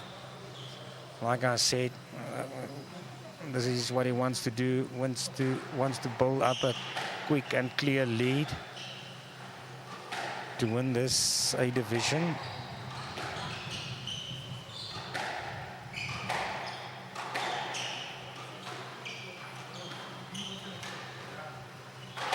Again, a longer rally. Ayumide mixing it up. Volleyed into the corner. Good shot by Muchimba. Ayumide, no problem retrieving it. Both of them meeting in the opposite direction. And on the backhand, close to the left wall before Ayumide brings it out. 3-love, playing it a softer ball into the left corner. Catching out Muchimba. 3 points lead now for the Nigerian.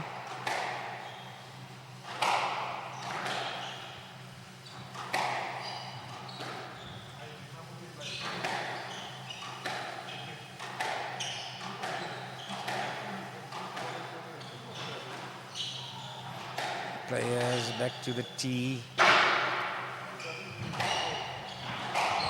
Muchimba just gathering at the back. Good shot, followed up by Ayumide by a drop shot. Slow on the backhand. 4-love. Muchimba looked the way of the referee. Ayumide immediately claimed the point. Happy with the 4-love lead.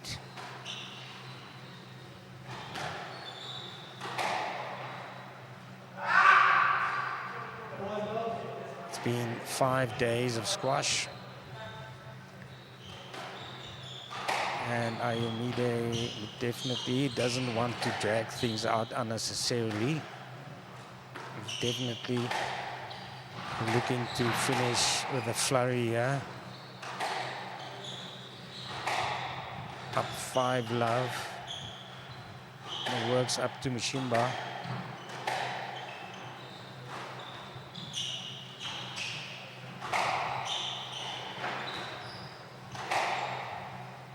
Nigerian, couple of drive shots. And the drop shot into the corner. Another good drop shot by Muchimba. Ayumide again with the hands on the knees. Catching his breath. Again Muchimba drops into the left corner. Then they back in mid-court on the tee. I've kept it on the backhand many times in this match. Lob and then, wow, that's what the crowd says. A great shot there, but not hitting the mark. Almost, not close enough. 6-1, a 5-point lead for Ayumide.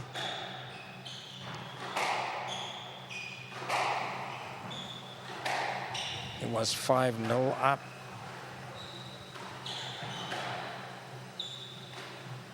Back in the 5-point lead.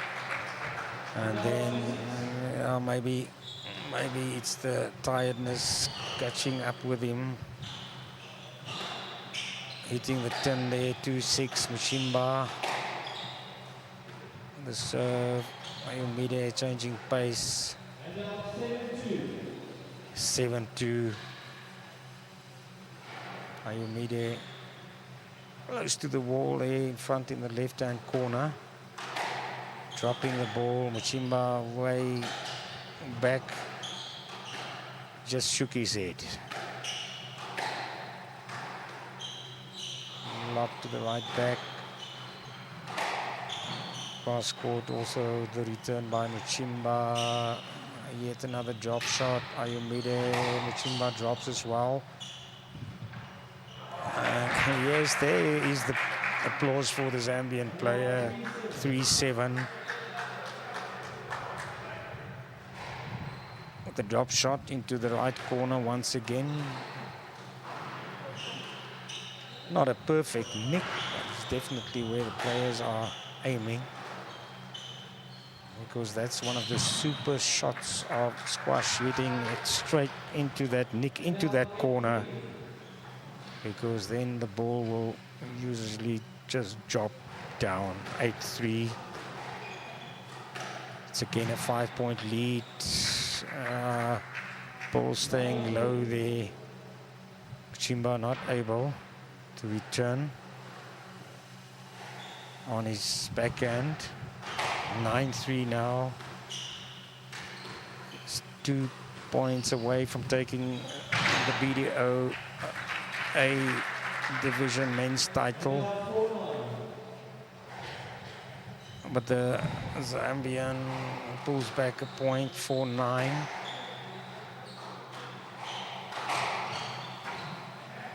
That drive ball by Ayomide. Just too much space for Muchimba. It's 10-4, it's match ball.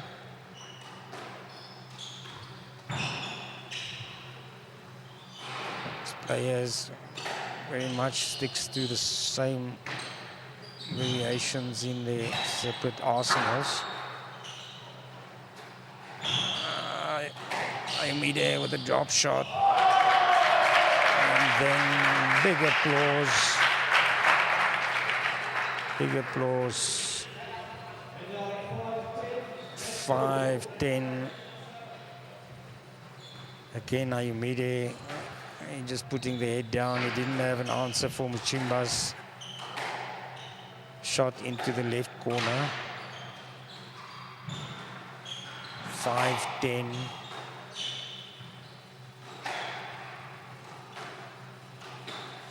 Has he got the energy to come back from a 5-point deficit? Muchimba is already closed the gap to 4 points. Muchimba to stay in this A Division men's final. Now there's the hard drive by the Nigerian, finishing it off 11-6. Great applause. He's bragging a bit there, but of course he's got the bragging rights. Oladipupo Ayomide is the BDO Namibian Open Men's A Division champion for 2024. At times, Lukumba Muchimba from Zambia also playing very well. In the end, more errors by Muchimba.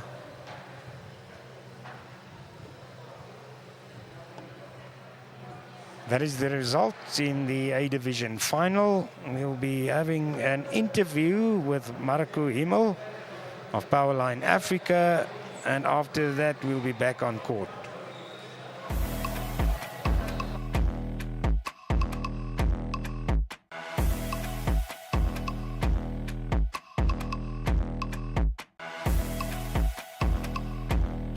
Joined by Marco Himmel from Powerline Africa. Marco, a historic moment for Namibia.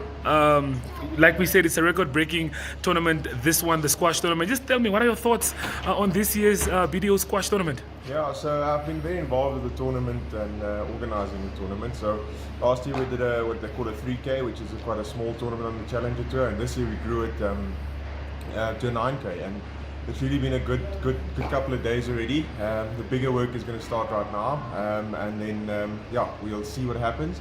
It's been running really smoothly, and we can't really complain. So I think we've done a really great job. Stephen and the team have done a really great job, and you know, we did a lot on the branding, a lot on the marketing, So it's been really, really, really nice, and we can't really complain.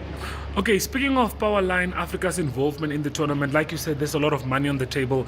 You guys increased it tremendously. Can you just touch on Powerline Africa's involvement at the tournament? Yeah, sure. So yeah, we climbed on board quite late in the stage. So we planned it, and we didn't know really what we wanted to do, how big we knew we wanted to grow it. We didn't know how big we wanted to grow it, and then we said, no, okay, let me go back to the board of directors. We have a little chat to them and see if we can't help them. And we helped it to get to a point where we could get it to a 9K. And it was really crucial to get to a 9K so we could join it to the Cape Town Open actually happening in 2 weeks and the All Africa Games happening next week. So we needed to increase the prize money to make sure that the circuit worked for the players, so we could get bigger players to come and play this tournament, and then obviously expose squash to those types of levels. And that's what we're really trying to do, is just trying to get squash on the map. And it's a really easy sport, relatively speaking, to get a world stage for Namibia. And that's really where Powerline said, let's see how we can get involved and how we can help squash in Namibia, grow for Namibia on the world stage. Well, I think job well done with increasing the money to 9,000. Looking at the competition we have this year, I mean, this can only mean a lot of good things for Namibia. The exposure our local players are getting from all these top-seeded guys. I mean, we have the likes of Groenewald who's back here again, the likes of Nesser who's ranked 89th. Yeah, what does this mean for squash in Namibia? I mean, the exposure just itself. Yeah, I think it's going to push the guys, you know, and that's really what it's about. It's if you can see a high level and you can aspire to something, you know, you can push towards that. And what we really want to achieve is for the juniors to see what level they really can achieve, so that we can actually move them through the ranks and get a thing going. And then looking at this as an Olympic sport in 2028. Yes. You know, we really want to move the juniors through the ranks, and if you can show them something that they can live up to and a level they can live up to, you know, that's really what we want to do with this tournament, and why we've really decided to try and make this as big as possible. Lovely stuff. Well, from what you've seen so far, what have been your highlights of the tournament? Well, there was some couple of games yesterday. I think Arno did a really, really good performance. He's a Namibian guy. He played Dewald, who actually Powerline's also involved with. But yeah, Arno played a phenomenal game, although the scoreboard doesn't quite say that. So it's been really good to see the Namibians. And then yeah, I think some difficult games yesterday. Damien Groenewald played a very difficult game. It's very lovely to see. But I think the squash tonight is going to be really, really nice. There's 2 Egyptians versus 2 South Africans. So a really all-African affair. So it's going to be really, really nice to watch those 2 games. And yeah, let's see, let the best man win.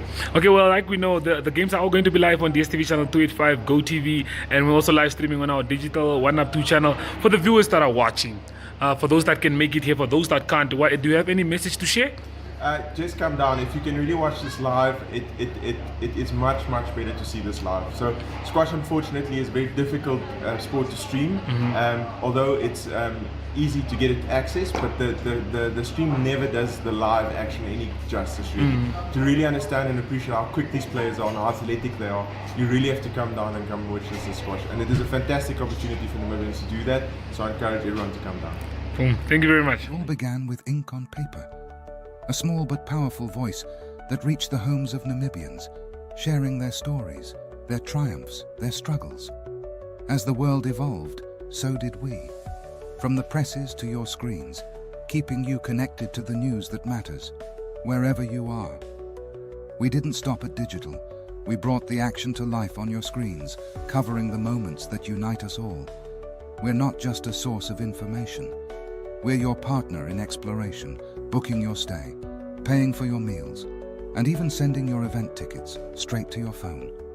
Reaching over 1 million people daily, we are a fully integrated system, working together to make your life easier. Whether it's news, events, or everyday information, we've brought it all together. We're committed to empowering the next generation. Through partnerships and innovation, we're delivering education to every corner of Namibia. We've become so much more. More than news, more than information. We're here to help you enjoy everything Namibia has to offer. NTV, so much more than just television. Meet Christine, an office snacker with a craving for treats, but a budget to stick to. Fortunately, the Synergy chatbot has her covered. With just a few taps, Christine can find the latest specials on snacks, satisfying her cravings without breaking the bank. And then there's Brian, who's out on a date with the most beautiful girl in Winter. But even romance can't distract Brian from his love of sports updates. Luckily, the Synergy chatbot keeps him in the loop so he can stay connected while enjoying his evening. Finally, there's Henriette, who loves to stay informed with the latest news. Unlike other boomers, Henriette knows that she can conveniently access daily newspapers via the Synergy chatbot. Whether it's snacks, sports, or news, the Synergy chatbot has something for everyone. Irango Med is a leading distributor working in partnership with NewMed and WestMed to meet the comprehensive needs of the Namibian healthcare sector. As a partner pursuing sustainable global healthcare, we offer industry-leading medical solutions through our key focus areas, which include pharmaceuticals, orthopedics, ophthalmology, surgical devices and capital equipment, as well as a well-established scientific laboratory division.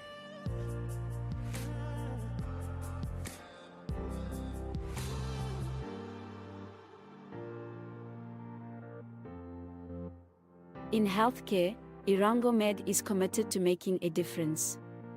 What about you?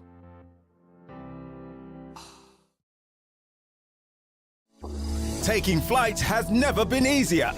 Paratus is introducing Sky-Fi internet packages with speeds that will have you reaching for your seatbelts, starting from $500 Namibian excluding VAT per month, with speeds reaching up to 10 megabits per second. There's even a prepaid option where you can top up your Sky-Fi internet for just $15 Namibian per gigabyte.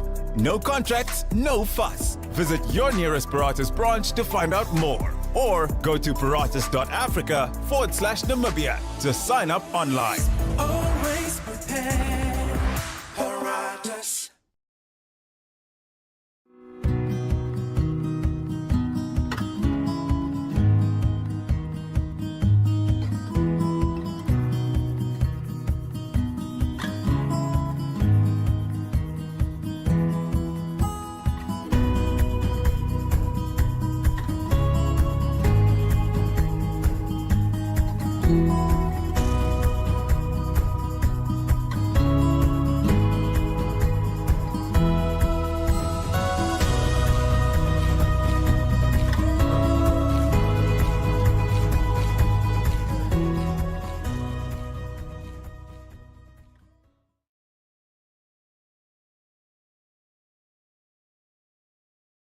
I'm sure you've heard the news, and Namibia is calling.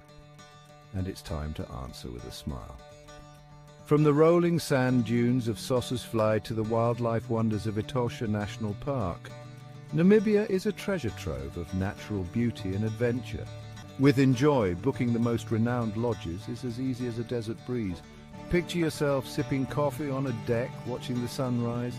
Paint the sky in hues of gold and orange. Or how about a thrilling safari, capturing memories that'll last a lifetime? Our easy-to-use website hosts the most beautiful lodges Namibia has to offer. Whether you crave luxury or a cozy hideaway, we've got you covered. So pack your bags and let's turn your dream adventure into reality. Namibia awaits, and with Enjoy, your perfect stay is just a click away.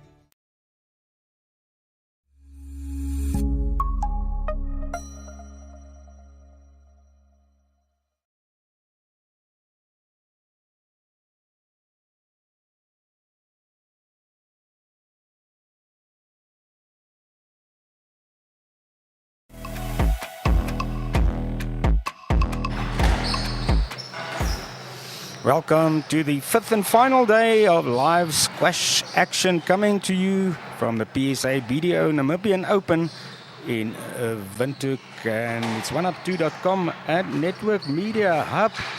Wishing you welcome, as well as Network Television in Namibia. Now, on screen at the moment is the third and fourth place match taking place. That is in the men's B division of the competition. Just a confirmation. That is the PSA final for the prize money of $9,000 at 6 o'clock. Mohamed Nasser, the Egyptian, will take on South Africa's Dewald van Niekerk. As you see there, first and second seeds for this tournament. And both of them had to play hard to get into that position. Some may have expected it, but it still took a lot of sweat. Still 3 games in the Namibian Open proper on the courts at the moment. In the match on screen, first game 3-all between Van Niekerk and Sillier. The final game in the ladies competition also nearing conclusion. Adri Lambert playing Carla Norkier, 2 games all. The score for Lambert 11-9 and then 9-11. Second game went to Norkier as well as third one for 11. Lambert, one of the veterans of Namibian squash, pulling the fourth game back 11-7. Also Burger van Niekerk currently playing against Ulrich Etzold still.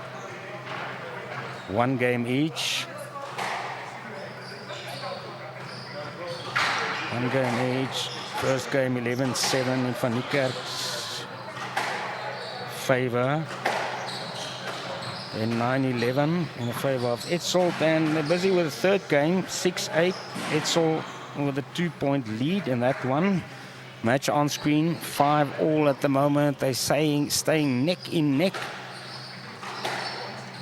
Initially, a very warm and humid day in Windhoek quite a short while ago.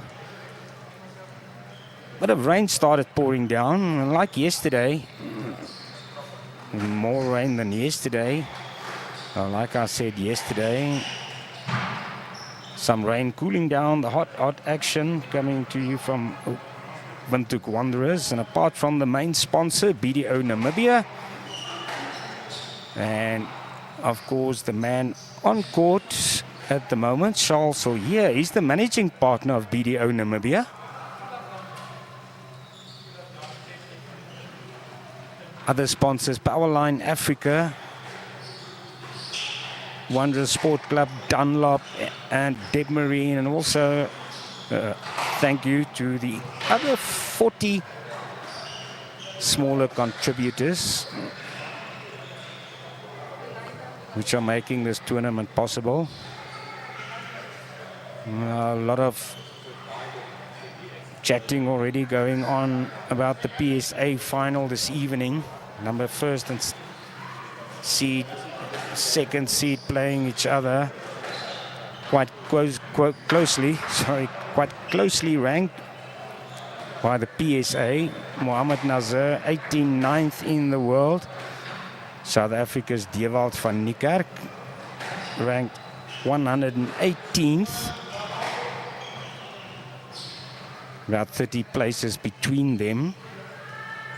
And Van Niekerk, he had a hard battle yesterday. Match took 66 minutes. He played Yusuf Al Sharif of Egypt. Van Niekerk just hammering it home at the end with 3-1.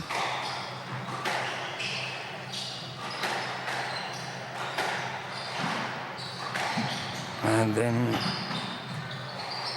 Mohamed Nazir, he went into the 5th game, beating Gabriel Olofunmilayo, the Nigerian, 3-2.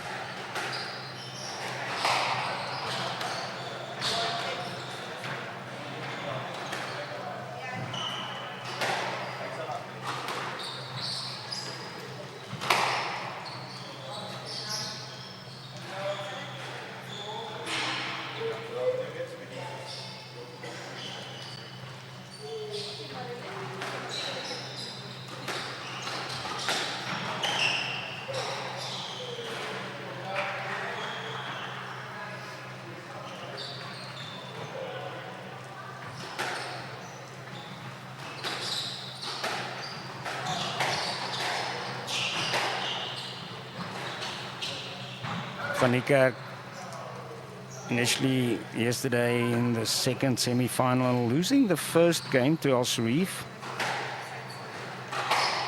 7 points to 11, and then he just improved steadily. 11-6, 11-4, 11-2. El Sharif came off the court twice.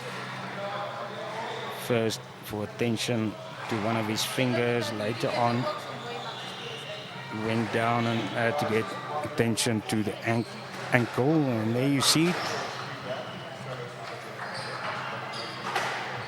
The people will still fill up that stand before the finals will start quite shortly. We'll be bringing you the men's B final, men's A final, and to end off a great 5 days of squash, the PSA men's final at the BDO Namibian Open. 11-9, the first game going to Charles Solier.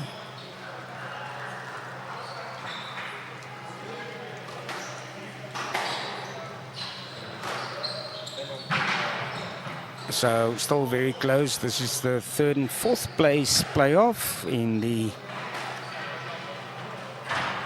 men's B division.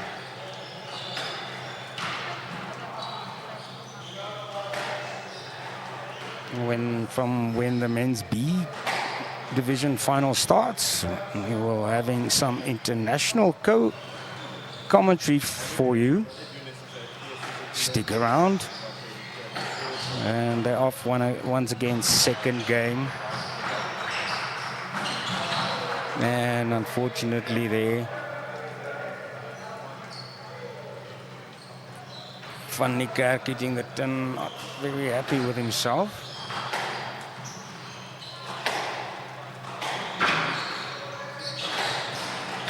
If any of your friends are not close to a telephone or TV, maybe they can just go online on the website sportyhq.com. You can find all the results for the A and B divisions, as well as the PSA men's tournament, as well as the Namibian rankings. Great place to get information. So here leading 2-1. Van Niekerk getting clarity from the referee about something. It's 3-1. So here gets things going again.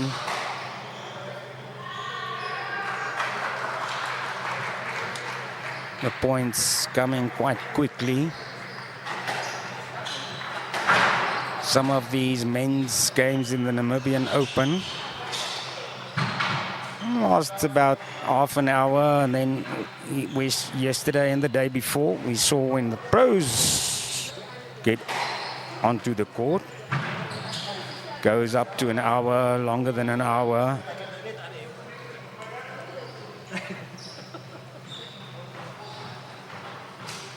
Van Niekerk pulled the point back, winning back the serve.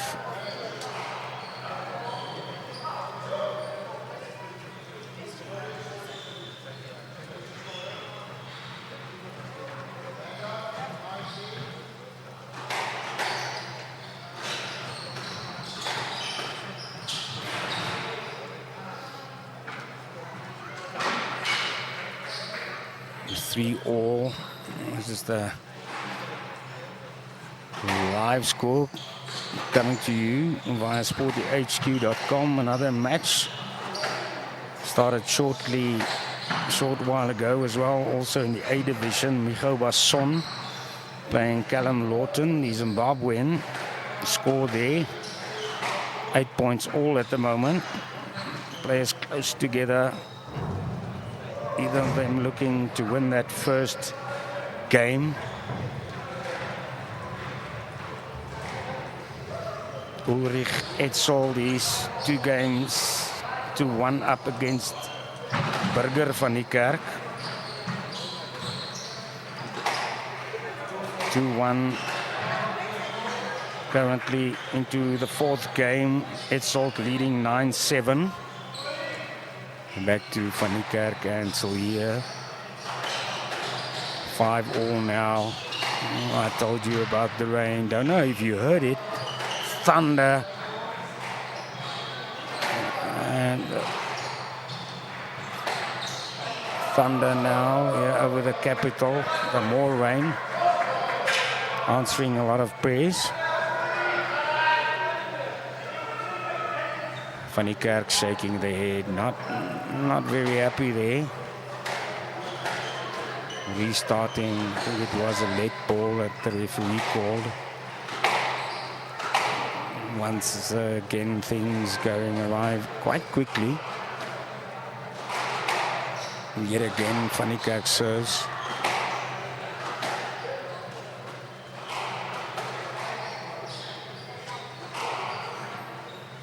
So here now, getting into the lead.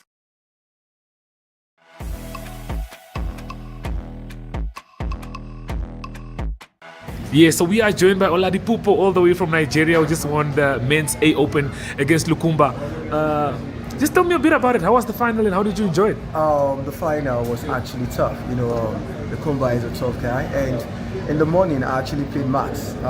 Max is the number one here, so it was a very tough match for me, and I would say it was a narrow escape. So when I got back to the house, I felt so bad. My muscles were hell pulling. But coming back here, the people, the love, the support, everyone was accommodating, and they even got me this. So this actually gave me the inspiration, and I just had to put my sweat and my blood to the game. Yeah. Okay, before we talk about the finals more, the game against Max, I think you guys were equal 2-2. He was leading in the last one. Yeah. What was going through your mind before you came back and won that game? That I lost already. And after that, something just popped in that, bro, you've come a long way. Nigeria is so far from here. So is this what you want to make out of it? And I'm like, let me just give it my all. Let me just try my best. And I kept pushing, and I won.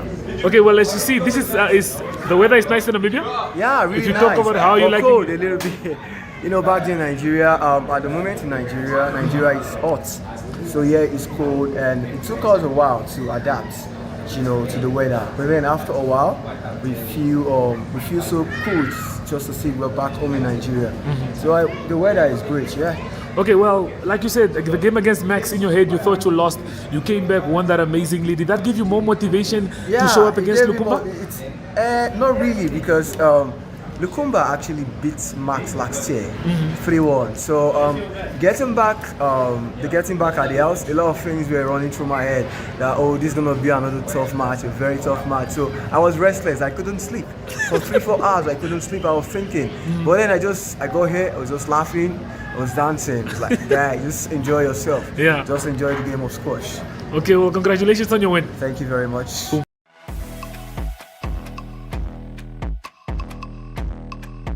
Okay, so I'm joined by Lukumba all the way from Zambia. A tough match played, of course, against Nigeria's player there. But just tell me, how was that game, and where did you feel like it went wrong for you in that one? Yeah, I feel like I was too passive. I wasn't really initiating any attack. I was reacting to what he was doing, and he was very strong across the middle, which really took me. So I never really got into the match, really. I wasn't as creative as I usually play. So I really struggled. Okay, well, like you said, it's not your first time in Namibia. How did you enjoy, or how are you enjoying your time here? It's not your first, we all know that, but yeah, just tell us about that. Now, I always love Namibia. It's my favorite tournament, all in all. And great people, great atmosphere, very fun. Hopefully, I should have won it, but maybe next time. Okay, back to the drawing board. What's next for you? What do you look forward to next? How do you bounce back from this loss? You go back and work even harder. It just means those days I was slacking off. Irongo Med is a leading distributor, working in partnership with NewMed and WestMed to meet the comprehensive needs of the Namibian healthcare sector. As a partner pursuing sustainable global healthcare, we offer industry-leading medical solutions through our key focus areas, which include pharmaceuticals, orthopedics, ophthalmology, surgical devices and capital equipment, as well as a well-established scientific laboratory division.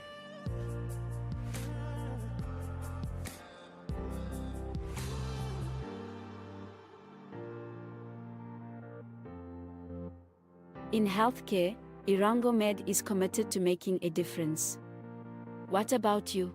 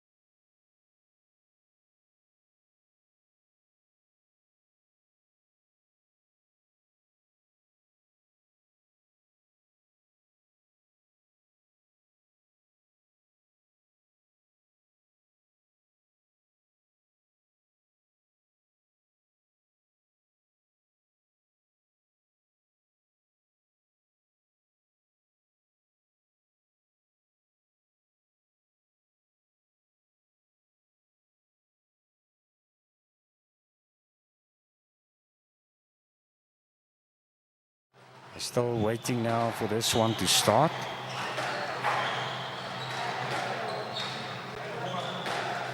To follow after this, also live, the men's A division final at the BDO Open 2024.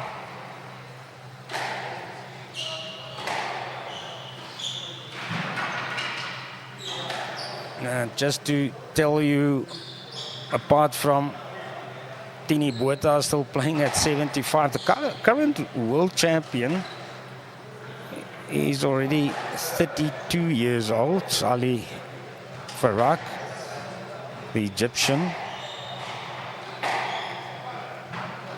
534 matches, he won 426 of them.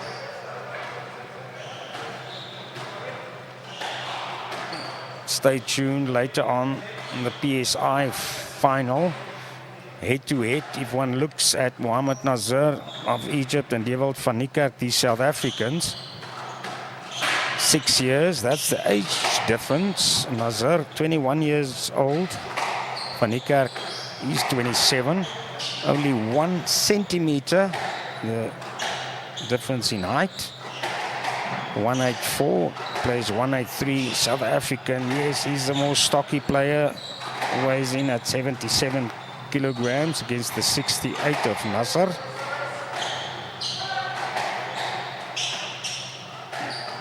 Nasser was born in Cairo, Egypt, still plays out of Cairo, Egypt as well.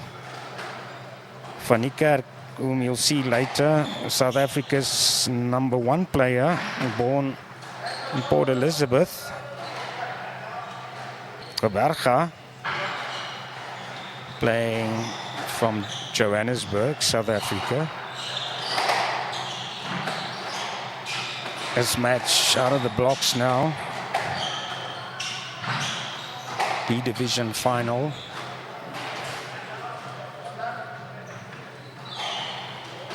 Forrest there, trying to drop the ball, hitting the tin. It's 1-0 up for Andre Botha. Forrest to serve. It's out. Couldn't keep it below the line.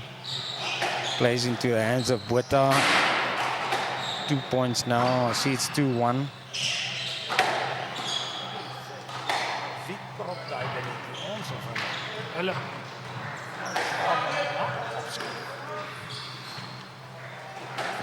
Good drop shot there by Botha. Forrest handing them in the ball.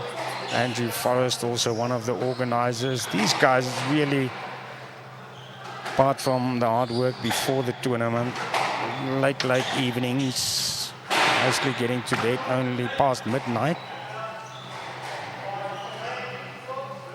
Job well done to all the sponsors, everyone involved with the organization. Play has stepped up from the first PSA competition in Windhoek last year.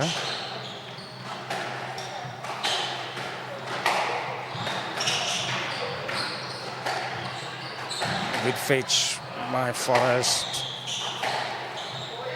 Driving it a bit longer to the back. Botha couldn't gather. Forrest restarted.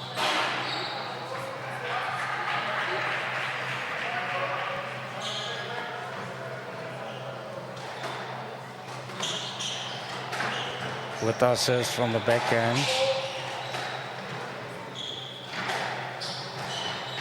Thanks for the adjustment there to the technical guys.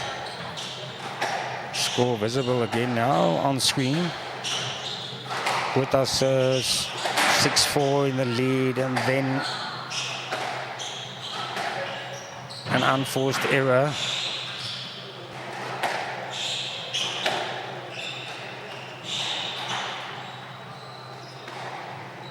Forrest smiling there, waiting for Botha. Botha fetched the ball there.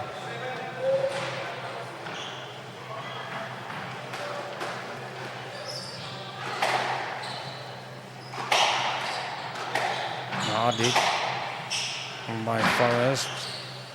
Not given there. 7-5.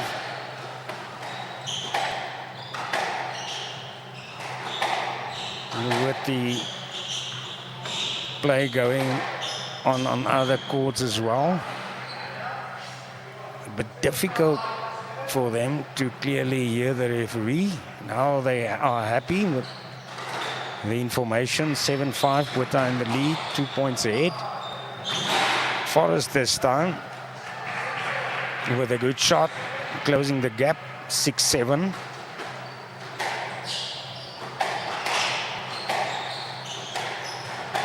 That's the 1 point in it.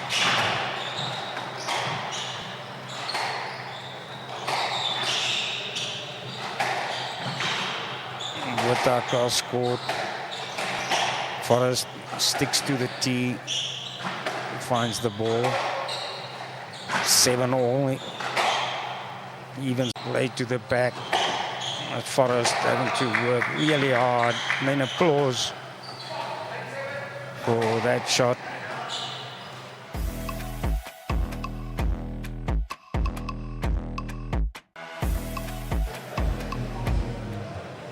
Welcome back.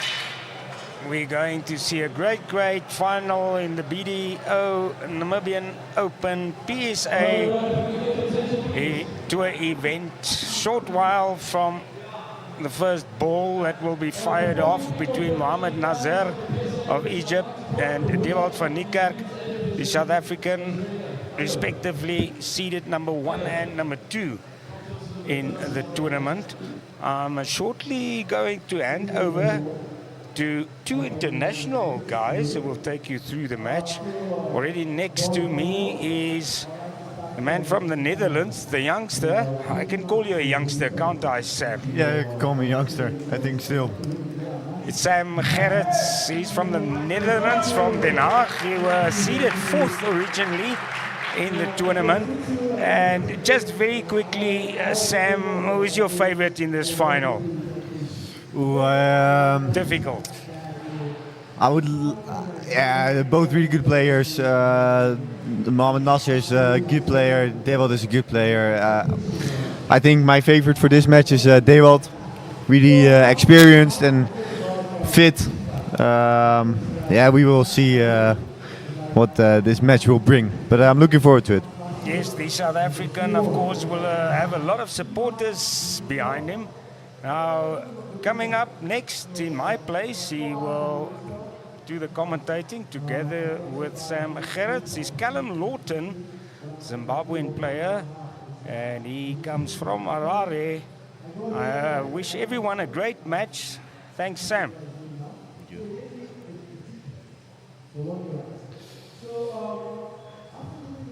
Next to me, Callum. Looking forward to this match? Yeah, really looking forward to it. Got an epic final on our hands. Dewald taking on Mohamed Nasser. It's going to be, I think, a really, really big match ahead of us, and excited to see how it plays out. Yeah, they both had 2 amazing matches yesterday.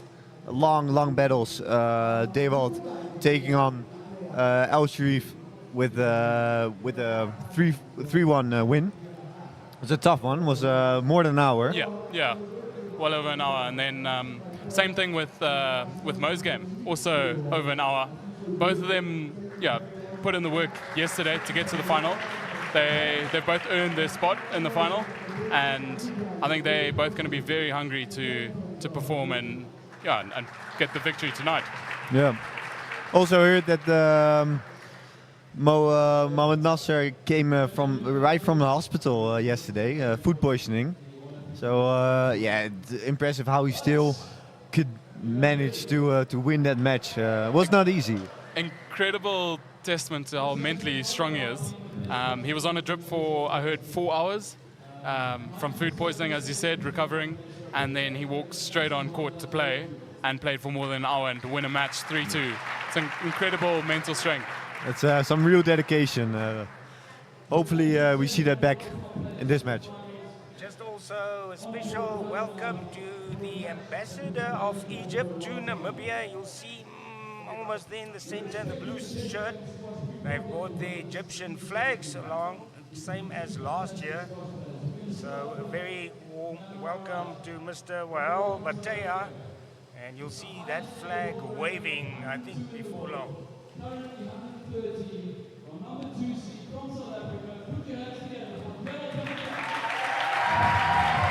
Big applause for the South African. Also, a lot of people here in the crowd are cheering for Dewald, close to his home country. Yeah, I think he's definitely going to be the crowd favorite for this one. That being said, I think the crowd will be very happy to support good squash in general, and I don't think it will be completely one-sided.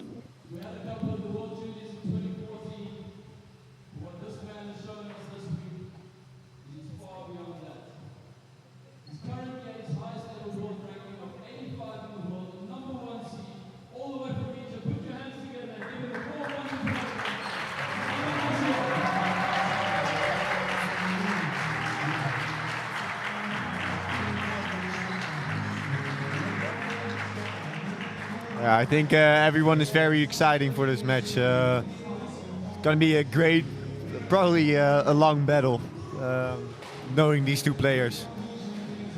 Very skillful player, Mohamed Nasser, and Dewald Nierkerk, well known as a mentally very tough player, and he can play his game for hours and hours, and it's difficult to break him. So.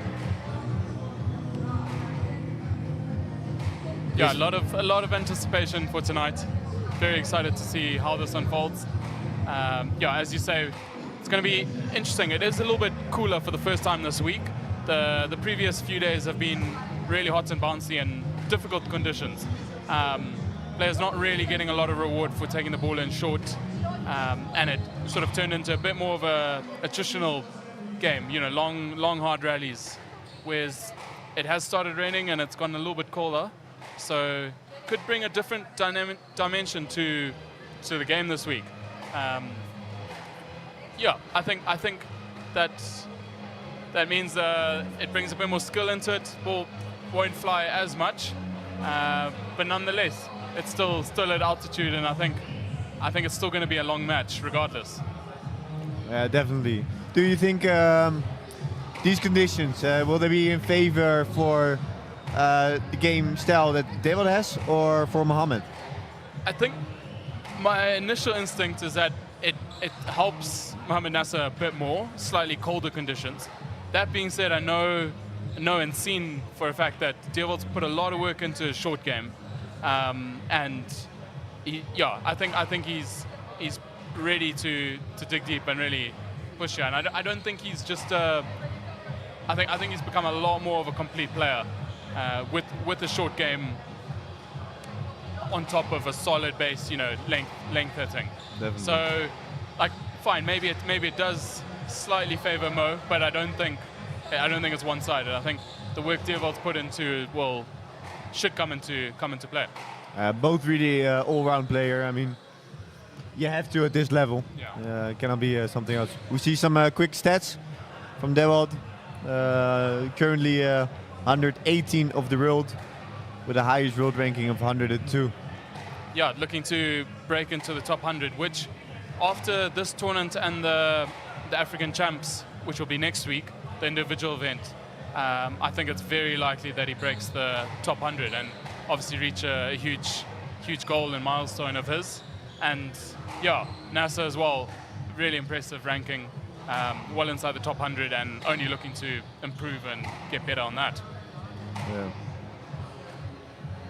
Both worthy of the top 100 players. They were really consistent. You barely see bad matches of him. And Nasser, he knows how to win. He knows how to win. He gives it everything. It's something truly special. And last night only showed it when he's nowhere near his healthiest or strongest physically. Still manages to produce a result, which is just incredible. Same thing for Dewald. Last night had a grueling first game of the semi-finals. Really digging in, working his opponent, and then just keeping the pace steady and upping the pace, pushing him further and further, and physically he didn't drop off and was waiting for his opponent to drop off. Yeah, so another testament that both these players mentally very strong. Yeah, it was a rough start yesterday for Devold. With a 6-1 down in the first game. Came back there in the game, lost the game 11-8, if I'm right. But yeah, throughout the match, Devold was the better player.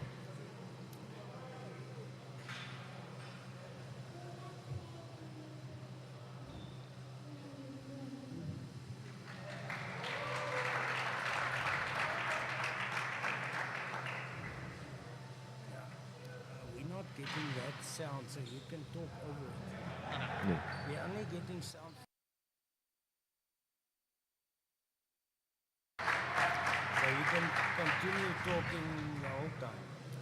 Toss is done by the daughter of the promoter of this tournament, Steven.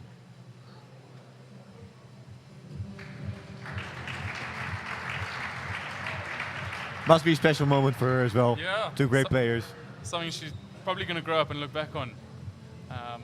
Possibly the start of her squash career. In Nasser's corner, we have the Egyptian team. All the players will be rooting for him and standing in his side. On the other side, we have Damien Groenewald, who's also will be coaching. Yes, along with Tristan Worth and Ruan Olafia. So both sides having a strong local home support from their home countries, and I think some solid tactical advice from both sides. Very experienced pro players on each side and each player's corner. So I think both players are in good hands.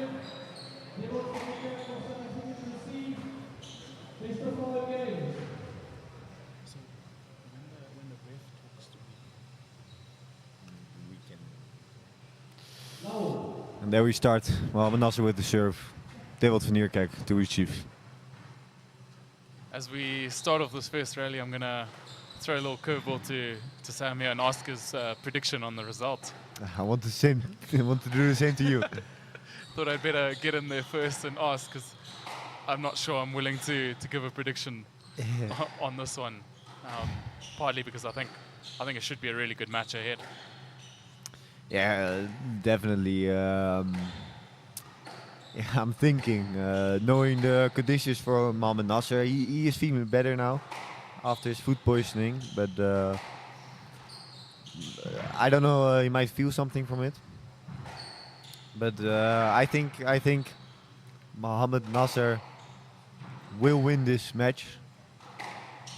Let's say for fun, for a good final, it's gonna be 3-2. Oh, going for a 5-setter. This is going to be a hard one to score, and I think I'm curious to see tactically what both players are aiming to achieve here. Part of me thinks that Devold's very keen to test whether Nasser's back to full health. Devold's obviously a physical machine too. Very, very keen to maybe have a long first game, really push Nasser and see whether his legs are up for it.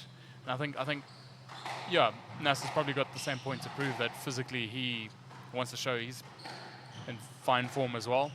And the longer the game goes on, I guess the more chance he has to show off his racket skills and good movements around the court. Long first rally, testing each other, ends in a lead as well. So it looks like this is going to be a long first game. Just a little tester rally. First rally after a long start, just to be reset and go again. Both really fit players. Mohamed Nasser, I know his dad.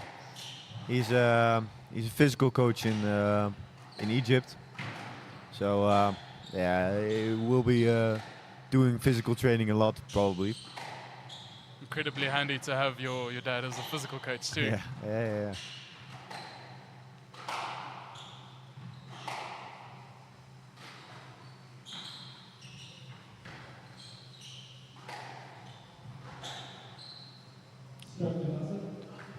Ball comes incredibly fast from the sidewall. If it's not perfect, it's coming so fast in the middle. It's insane.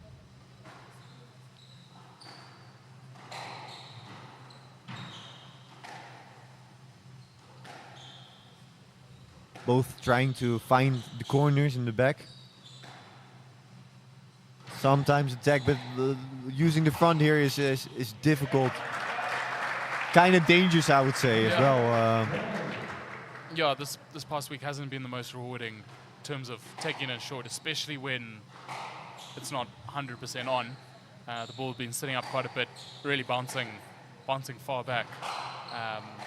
Even some exceptional low bursts that have been ripped into the front still sit up and the opponent can jump onto them quickly. So, yeah, different conditions.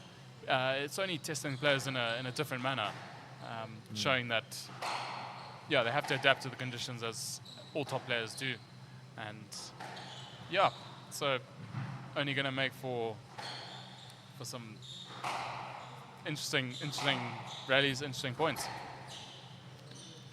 Yeah, you do. Nice shot from Mohamed Nasser. Turns around, creates a lot of space, pushes Dewald to the side, and goes for the nick. Like players from Egypt can do. Yeah, you have to use those front corners. Even though it's difficult, you gotta pick your moments and move your opponent. Absolutely. I think at the same time, both these players doing well to get a good base length and get a feel for the back corners. Yeah, the front corner is obviously going to play a massive difference. May not be the most rewarding, but if you're playing negative squash, so to speak, that's not going to help massively. Here we see a nice shot from Mohamed Nasser. Ball comes in the middle, he takes the space nice. Room to play the ball and, yeah, attack that on the short and straight.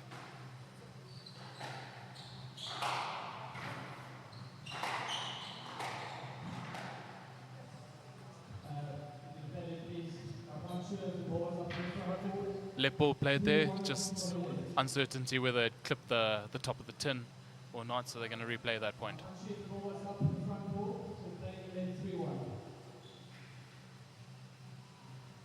Doesn't seem like Mohamed Nasser is really happy with it. But start of the match. If the referee doesn't see it 100%, if he doesn't know it 100%, a lead is a good decision.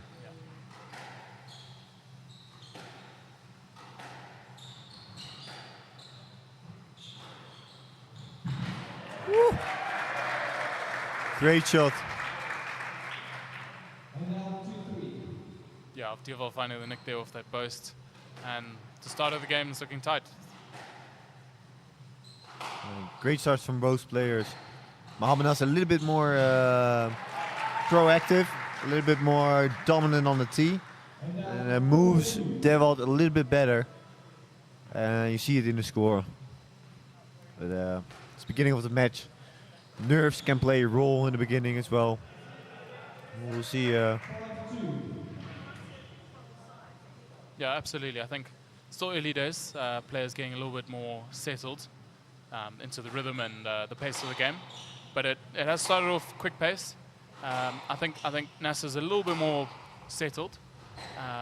But I think Dewald's going to look just to play himself in a bit more, maybe extend the next couple of rallies, and then look to find his line of length and to be just as comfortable.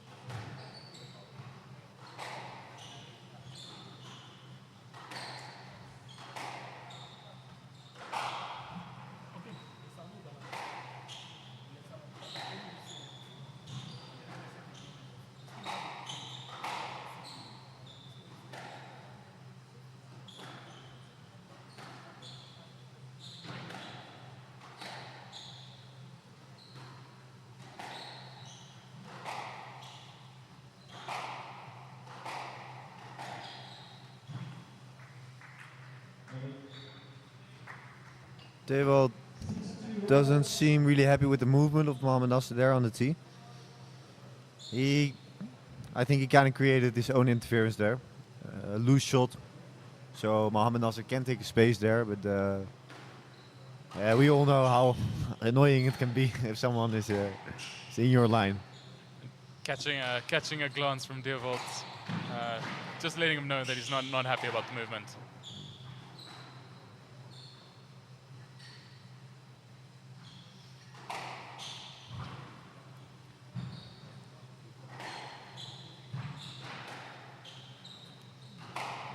Got a little bit more aggressive this game compared to the beginning. Going a little bit more for like using the front, moving the opponent. And,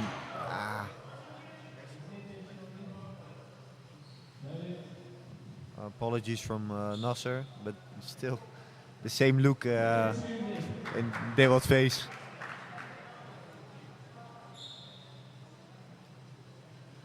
Yeah, it's a tricky one because I don't think Nasser's movement was anything wrong there, just taking a space in the middle, but nonetheless contact, and it's obviously frustrating when you are trying to play yourself into the game.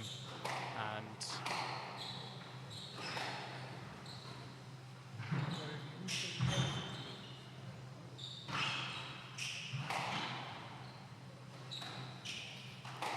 Nasser finding his back corners really well. A lot of pressure.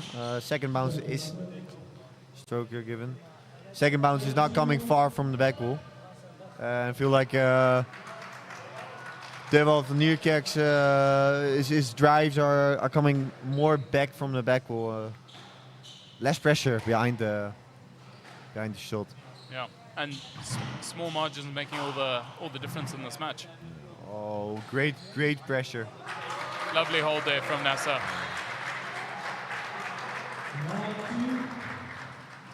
Very quick start here. Went from a close 3-2 at the beginning, and Nasser's really knuckled down, kept the pace going, and then like they're now starting to bring in a hold and change the game up a little bit.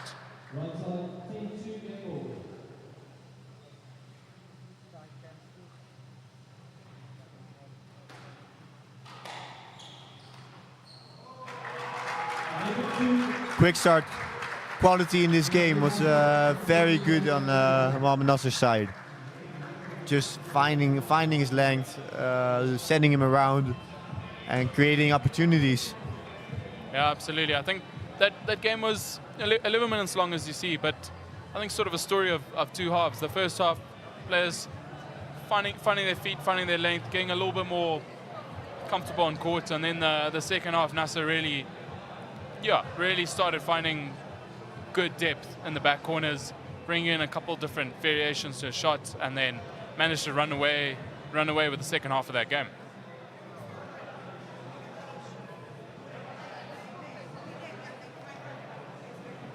Crowd is definitely enjoying this match as well. It's good to see so many people come, and yeah, throughout this whole week, the turnout from the crowd and just the players here, everyone's very interested and very keen to watch some high quality squash. So the crowd have been very involved, really enjoying all the squash, and by no means will they be disappointed tonight. I think, so fitting to have these two players in the final, and I think everyone's going to enjoy the squash regardless of result or who they're supporting. Definitely, yeah. The promotion has been very well. See a lot of the same faces back here who came the first day, the second day, throughout the whole tournament, came to watch all the matches. It's good to see that people enjoyed it here. Yeah, and absolutely. You will not find this level of squash that often in this club. Maybe. Yeah, no, absolutely. I think it's highlighted by the fact that the crowd and the players are so appreciative of this quality. And also full credit to Namibian Squash and the players and organisers and sponsors here at Wanderers Squash Club in Windhoek. That just last year there was a 3K PSA event. This year they've tripled the size. It's now 9K, and there's plans and talk about next year being even bigger and better. So things are really looking positive going forward here, and I think all the efforts and the work gone on behind the scenes is paying off. And yeah, it's just so encouraging to see. It's growing the sport both locally and internationally, and some awesome yeah, international players coming down to showcase their skills. Second game started.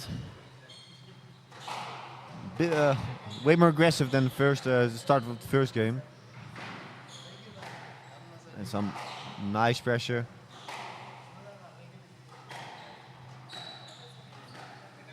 Yeah, high intensity start to the second game.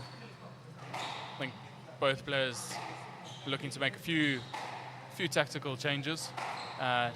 Nasser well aware that he's got to knuckle down again like he did in the first game, and Deerwold looking to make a couple changes too, both tactically and I think just laying a bit of a stronger foundation to set himself up better for the rest of the game. Question to you, Callum. What would you have said if you were in the corner of Deerwold? I think his natural strength is that he's very strong at grinding out some points and waiting for the opening. So I think if he can just really using the wall, the side wall that is, just to help him. So if he can keep it straighter, less angle for Nasser to work with, but very much line and length in terms of getting his straight shots, staying a bit deeper in the back corners. It's so much easier said than done. But yeah, basically keeping Nasser a little bit deeper in the back corners, if possible, straightening up slightly more than he did in the previous game, and from there, I think trusting that, strength of getting those balls to the back corners and nice and tight along the wall will provide him opportunity to then be a bit more proactive around the tee and taking it in short or maybe bringing in a hold.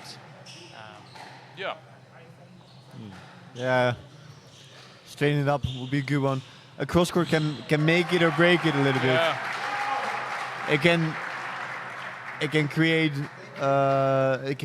opportunities. You can put your opponent under pressure, but you can also give away your position if the ball's not good enough.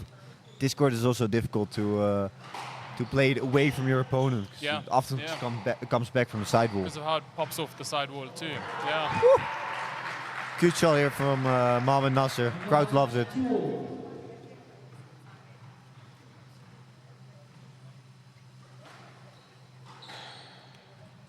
Lovely scores in the beginning of the second game. Both players trying to move each other, trying to put pressure.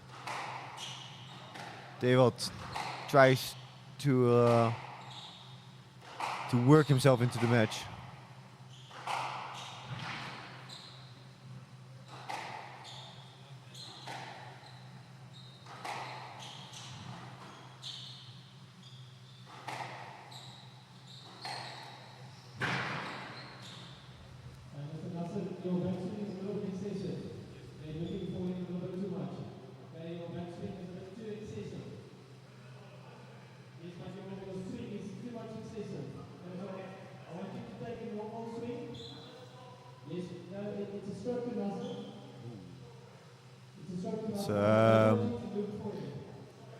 Deerwold is not happy with this. The referee explains that the swing of Mohamed Nasser is excessive. It's not needed to go around his opponent.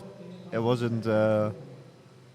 He was looking for his opponent to get that stroke, but he still gets a stroke, which is. I guess that's what he was wanting. Yeah. But the referee did say that this is not the behavior that we want to see in this match.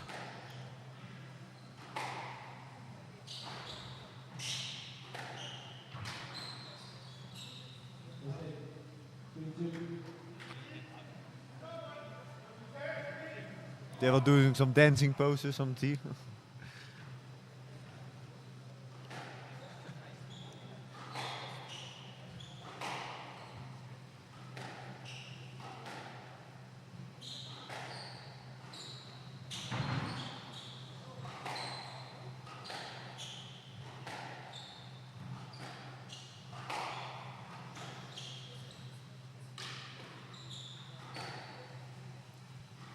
What I like about Deerwold is that he does everything to clear the ball. Yeah. Yeah. Very fair player, and yeah, he will always give you the line to the ball. Yeah. Best line, and I feel like he wants it as well. He wants you to get the ball, and the next ball, and the next ball, so he can work you around. Yeah, absolutely. Very, very clean player. I think he likes let the racket do the talking. He's not one to get up to nonsense, so to speak, on the court and start making it, unnecessarily. He prefers to make it physical in terms of a long, hard match instead of a lot of bumping into each other and sort of not the smoothest movement. So credit to him, for that. But I think in this scenario, I think it could also be pressure and the nerves a little bit of being in a final. But I think if you can just knuckle down, maybe focus a bit more on his game, a little bit less on the opponent, a little bit less maybe on the calls. He always seems to play better when he does get into that zone and is really dialed in on what he's looking to do rather than sort of external factors that he can't really control. I think that's also one thing credit to Nasser is that he is just getting on with his game, and as a result, he finds himself in the lead.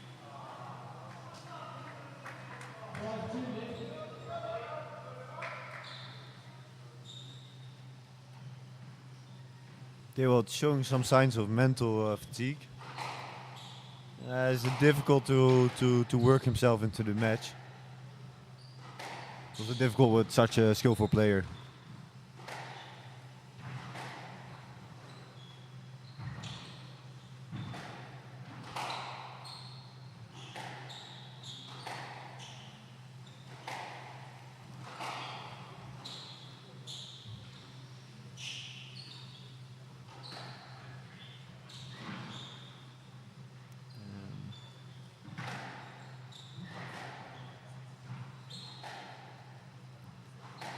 Good testing rally here. Could be very interesting to see how the result of this rally affects the rest of the game.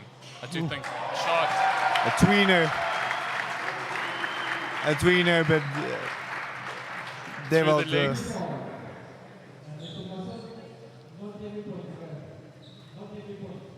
Through the legs from Nasser and then slotted away from Devold.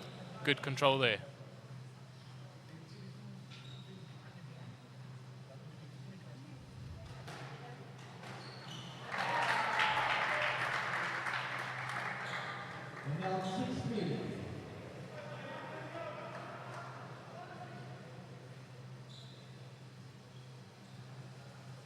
Also in this game, Nasser takes the lead in a very physical first half. Be interesting to see if we have a repeat with the Devil can just knuckle down, make this second half of the game, more physical, a little bit tougher for Nasser, and a bit more towards Devil's own strength. Playing to his strengths and like he is now, finding those lengths, pushing the ball deep into those back corners, and then waiting for the opportunity that comes from it.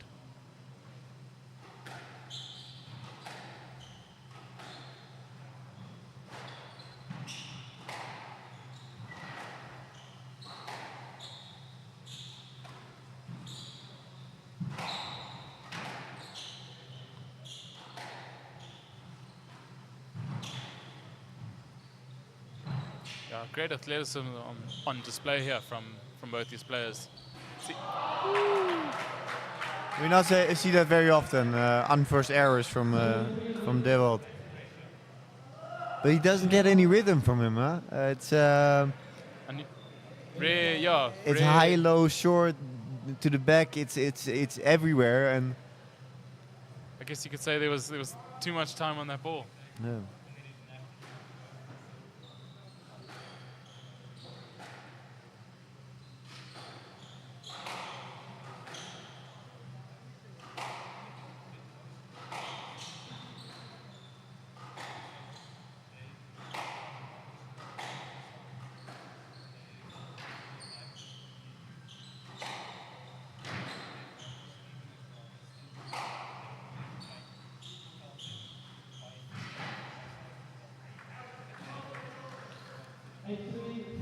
Ball came back from the side wall after a wide crossword from Dewald.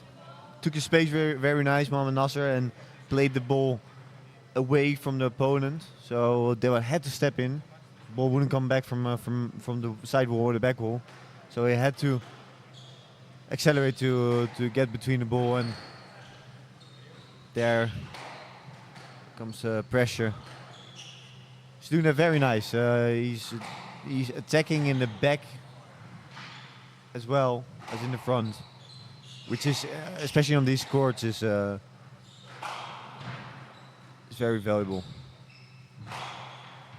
Nasser very quick onto the balls at the front, but Dewald is making sure that he's getting the court spins in and moving him a lot. Seems like he's enjoying it, Mohamed Nasser.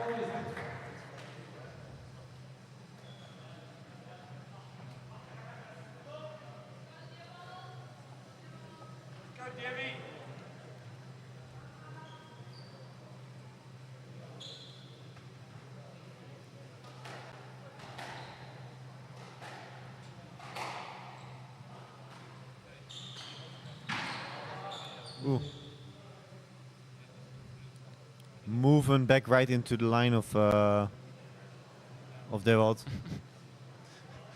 And Nasser telling him which way he wants him to go around for next time. Explaining how you have to play. little bit of friendly banter there on court between them. The coaching session here on court.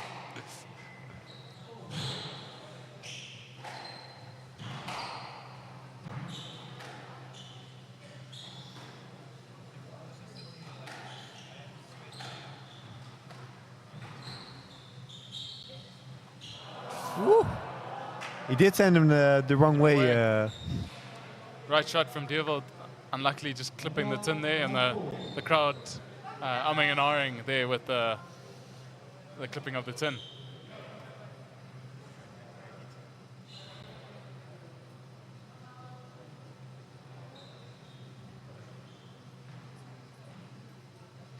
See if Dewald can fight back in his second game. Yeah, 5 point deficits, obviously massive, especially at this level. It's going to be a tough ask. I think regardless, Dewald's obviously going to push to make his way back, but he's also got to think about building momentum and really putting together some good rallies to put some more work into Nasser. Thinking both about the third game that's coming up, and then even though he's game ball down now, just pushing, looking to make him work up a little bit harder. You got to show him that it wouldn't be easy to defeat Dewald. Got to give that sign as well to Mohamed Nasser. But Mohamed Nasser seems to enjoy every bit of it. Stacking a lot, giving quite some angles, but he's very quick on the ball. For the first time, we've got Nasser now. We've got Nasser giving Dewald a little glare now about the movement, but same scenario, loose ball in the middle, very naturally taking their space which they're entitled to, and then sending it long and through to the back.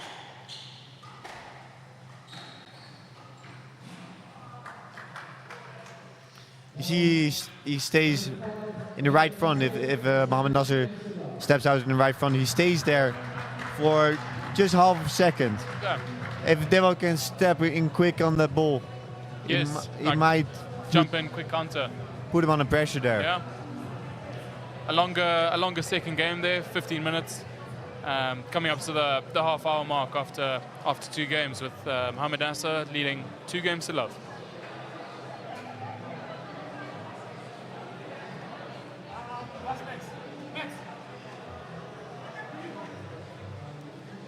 Even though the difference in score is huge, it's a long game.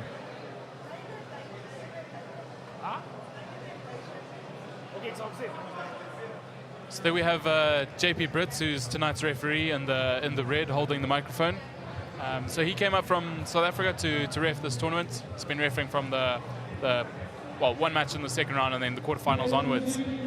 He's a former PSA player, recently retired, and since he's retired, he's been doing a lot for SA Squash.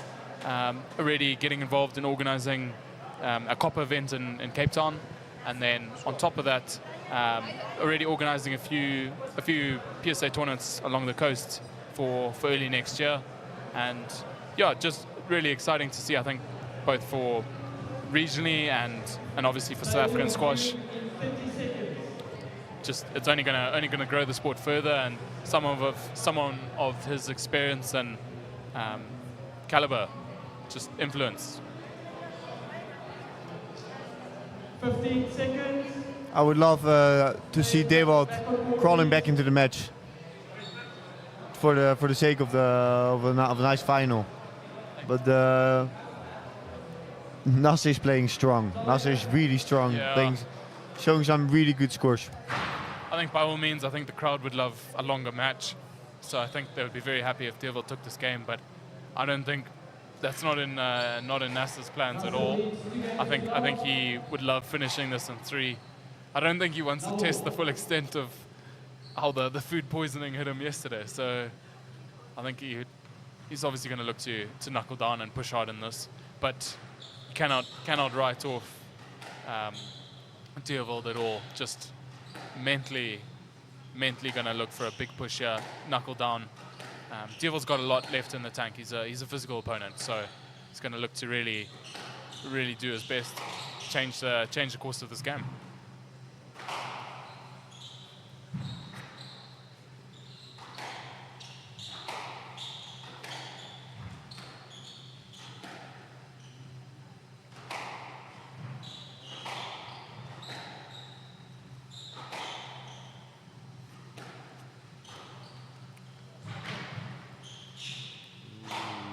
Yeah, there we go. That movement in the front from Nasser, a little bit slow coming out of the ball.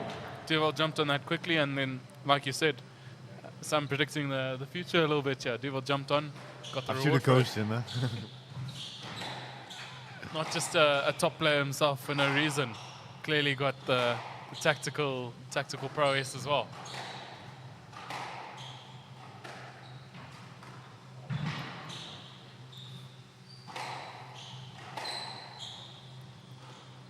Dewald showing a really strong beginning of this third game. Same tough rallies, but way more aggressive than the previous games. Yeah, he's still got the same level of structure. And he ran it like an open book. Gotta love the commentator's curse. But yeah, I thought he's keeping the same level of structure, but he's doing a lot now with the ball, looking to really open up the corners of the court, like expand the corners of the court more. More continuous, please. Okay, no more warnings. I think that would be encouraging for Dewald, despite losing the point. Just moving his opponent around, and looking to carry that on forward.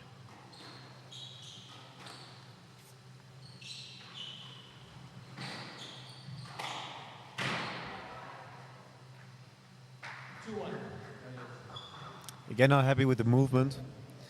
Must say he steps back here very quick to the tee. Didn't really give the line to Dewald. But the shot was good. Yeah, the shot was good. And they were quite far up on the court, so there's only a lot of... Mr. Nasser, please check just your initial movement after your shot, okay? It's not completely clear. Yes. Yeah, but the line is that side. Yeah, and the line is that side. 3-1.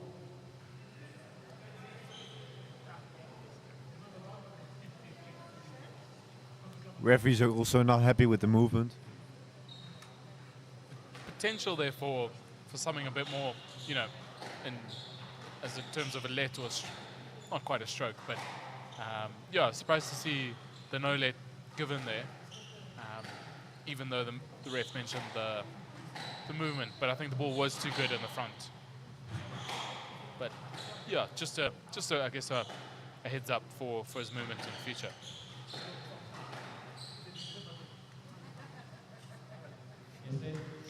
We see him doing that quite often.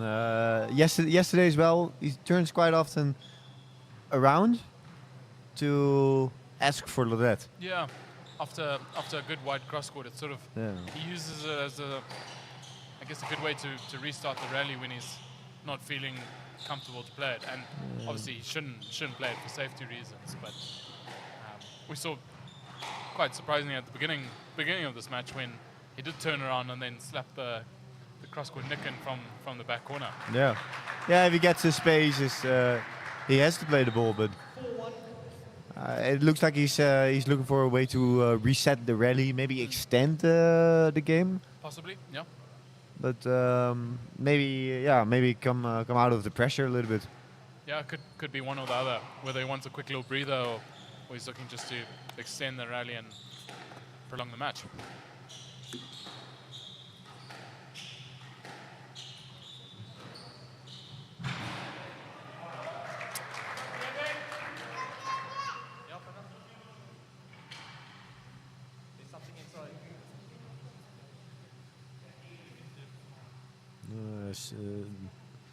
Looks like there's something inside of the socks of Dewald. Be quite an interesting time to tune in now if you're just joining the live stream. Yeah. One shoe and a racket left on court.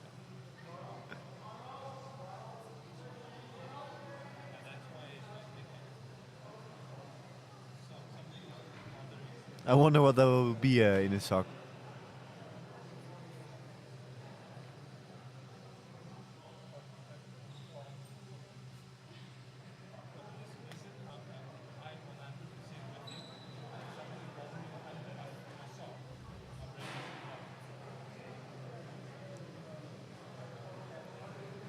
I think it's been very cool to see the progress of both these players in the past couple of years. Just how they made a lot of progress to their game, really adding a lot of skill, and I mean the rankings only reflecting it. Dewald's been making regular trips to the UK, just training under Nick Matthew there in Sheffield, doing some really valuable stints there, and I think that's had a huge influence on his game. I think he was already a physical player, but his physicality's improved significantly, and then his short game especially. I think that's something that short game especially. I think that's something Nick has really helped him on, and obviously, you know, from a three-time world champ, it's hard not to learn just by being in the presence of him, let alone, you know, being coached by him and working regularly with him.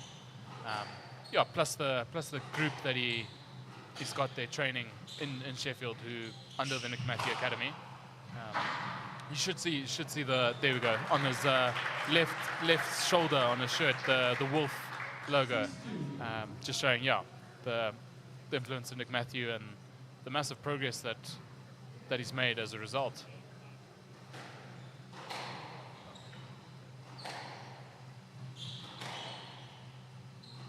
Seems like Mohamed Nasser wants to get it over with. Steps very quick on the ball. Looking to ramping up the pace. He smells blood and he's looking to go in now for the kill, looking to wrap it up. Very much bouncing on the tee. I haven't seen that before. He's clearly feeling very good, very confident. That's a bit of a scary sight, to be honest, if I was the opponent. He's showing some genuine good scores. Not happy with the decision.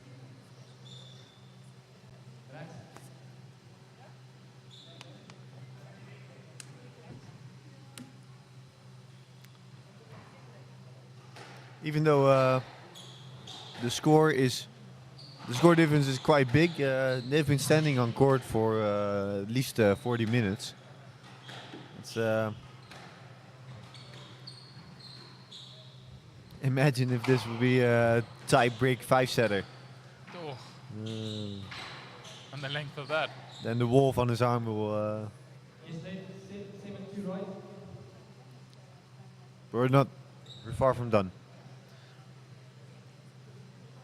I hope.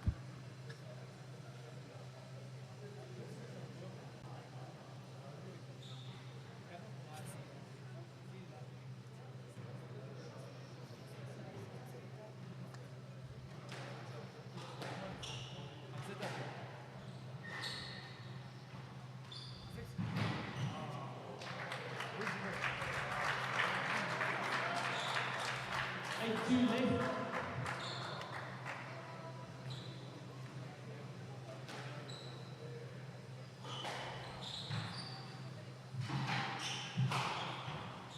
Sharp movement, sharp balls from Nasser, attacking that short drop really well, and then pouncing on the return really quickly. Yeah, I think he's feeling very good on court, very comfortable, and looking to only keep the pace at a high intensity. 10-2 match ball. They were still fighting, but Nasser is showing really good scores here. Yeah, eight match balls, and by all means, I think Nasser's very, very keen to take the Namibian Open 9K. There we have it. Mohamed Nasser in a great final, wins the BDO Namibian Open 2024 with an amazing performance in the final. Throughout the whole tournament, he showed a lot of dedication, food poisoning. He went through all of it, and in 40 minutes, he wins the final over Dewald van Niekerk with only 9 points loss. Brilliant performance. Nasser throwing his racket into the crowd, making someone a very, very happy chap after. Yeah, full credit to Nasser. What a mental showing just this week. He's been incredibly sharp throughout the week, and then big 5-setter last night, pulled through when he was not at his healthiest, and then very sharp today. And full credit to him, taking the BDO PSA 9K. I want to thank everyone for watching, everyone who came here. Promotion has been great. The whole tournament has been great. The crowd, amazing. It's lovely for the players to play here the tournament, and absolutely, it's been a great week. Some really good squash, and I think everyone is very excited for next year. This event's been a real hit. It's only gotten better since the previous year, and I think it's only going to keep looking to improve and get better and better. So, yeah, great final, and hopefully till next year. Awesome. A great thank you to Callum Lawton and Sam Gerrits for the comment in this great PSA BDO Namibian Open for 2024. Nasser in the end winning it quite easily against Dewald van Niekerk, South Africa's #1 first seed, as would have been predicted on paper. Taking this title, this might move him up a couple of places in the PSA rankings. He was number 89. Van Niekerk fought hard. The nimble Egyptian asking too many questions of the South African player. It's been a great pleasure having you with us. Remember, we'll be back next week with African squash from the same place on the same platforms. And then a final thank you, a shout out to BDO Namibia, main sponsor here, Powerline Africa, Wanderers Sport Club, Dunlop, and Deb Marine, and a long list. We can't mention all of them. 40 other partners and contributors that made this event possible. It was great having you with us. Unfortunately, it's time to say goodbye. We wish you a lovely Saturday evening and a blessed Sunday. Goodbye.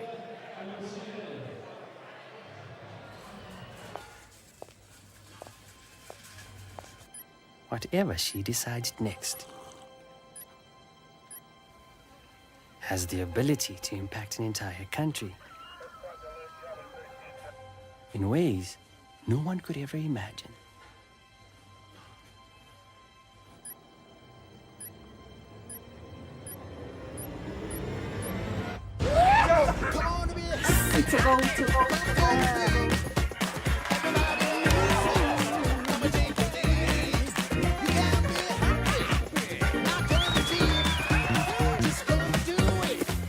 Buying Team Namibian is a choice you make for us, not just for you.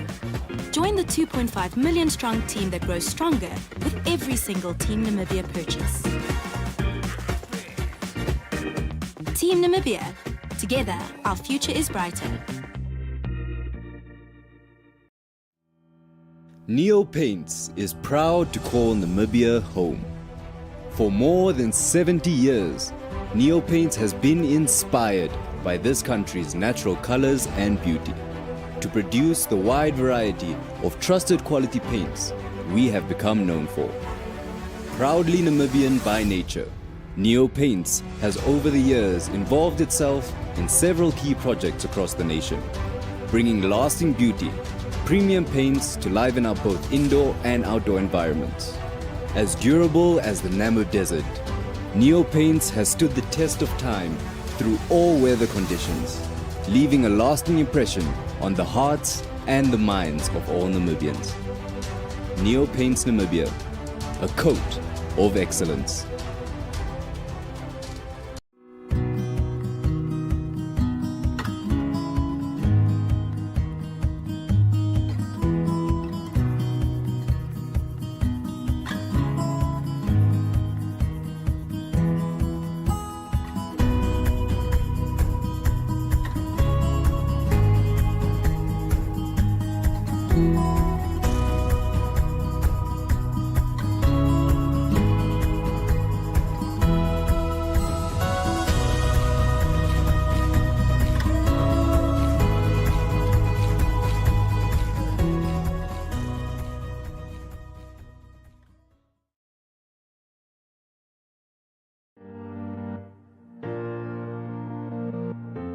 Irongo Med is a leading distributor, working in partnership with NewMed and WestMed to meet the comprehensive needs of the Namibian healthcare sector. As a partner pursuing sustainable global healthcare, we offer industry-leading medical solutions through our key focus areas, which include pharmaceuticals, orthopedics, ophthalmology, surgical devices and capital equipment, as well as a well-established scientific laboratory division.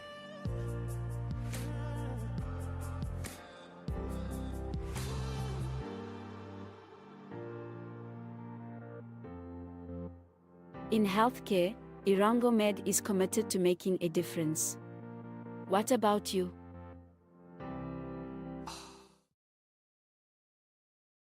It all began with ink on paper, a small but powerful voice that reached the homes of Namibians, sharing their stories, their triumphs, their struggles.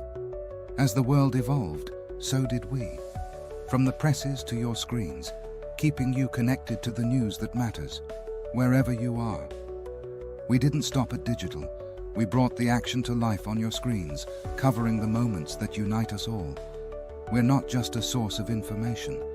We're your partner in exploration, booking your stay, paying for your meals, and even sending your event tickets straight to your phone. Reaching over 1 million people daily, we are a fully integrated system, working together to make your life easier. Whether it's news, events, or everyday information, we've brought it all together. We're committed to empowering the next generation. Through partnerships and innovation, we're delivering education to every corner of Namibia. We've become so much more. More than news, more than information. We're here to help you enjoy everything Namibia has to offer. NTV, so It all starts with a vision to create campaigns that connect and inspire. At Synergy, we blend creativity with strategy, crafting marketing solutions that resonate deeply with local audiences and beyond. From social media to media buying, our tailored approaches ensure your brand reaches the right people at the right time. We go beyond business, fostering connections, empowering communities, and driving real impact. Whether it's a local event or a national campaign, our work brings brands closer to the heart of Namibia. Our partnerships with leading platforms like Network Media Hub, NTV, and Print Media Hub ensure your brand has access to premium visibility across. Okay, so guys, I am joined by Mohamed Nasser all the way from Egypt. Before we talk about the finals, I need you to run me through it. You had a bit of a food poisoning that happened there, had to go to the hospital. Tell us a bit about that. Yeah, yesterday it was very tough.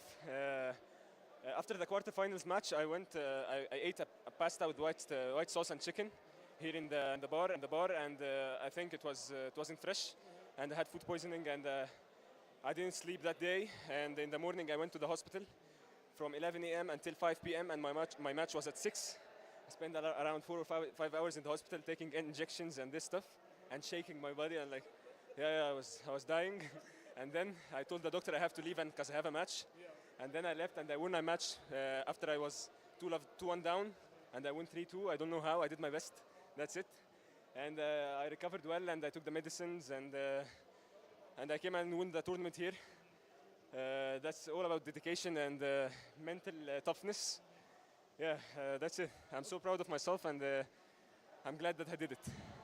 I think I personally got to see you play yesterday, and I got to see you play today. There's a huge difference between your gameplay of yesterday and today. It's a very big difference. Yesterday, I felt like I'm so weak. I can't hit. The racket was so heavy for me. I can't hit the ball. I was playing so weak, only with less power and only control.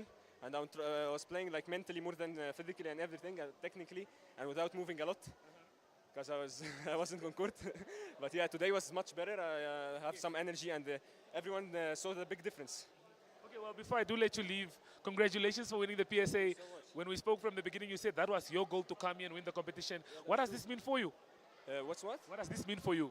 That's all about mentally toughness, and as I said, I told all my parents, my coaches, and this tournament that I'm seeded #1, and all what I have to do is to come and win this tournament. And I enjoyed the tournament very much because the crowd here is so nice and amazing, and they're cheering for both of us, and the people here are so nice. And even the court, I like the court and I like the attitude. I'm fit because my dad is a national fitness coach, so I'm fit. So now I was fitter than everyone here. So yeah, I'm proud of myself, and I'm proud with my performance. And I want to thank everyone that made this happen, my coaches and my parents, my friends, and all my sponsors for making this happen. Okay, well, we'd just like to say huge congratulations to Mohamed Nasser for being crowned the champion of the PSA BDO Open. Guys, that's all that we do have for you for this squash tournament, and there you have it, Mohamed Nasser.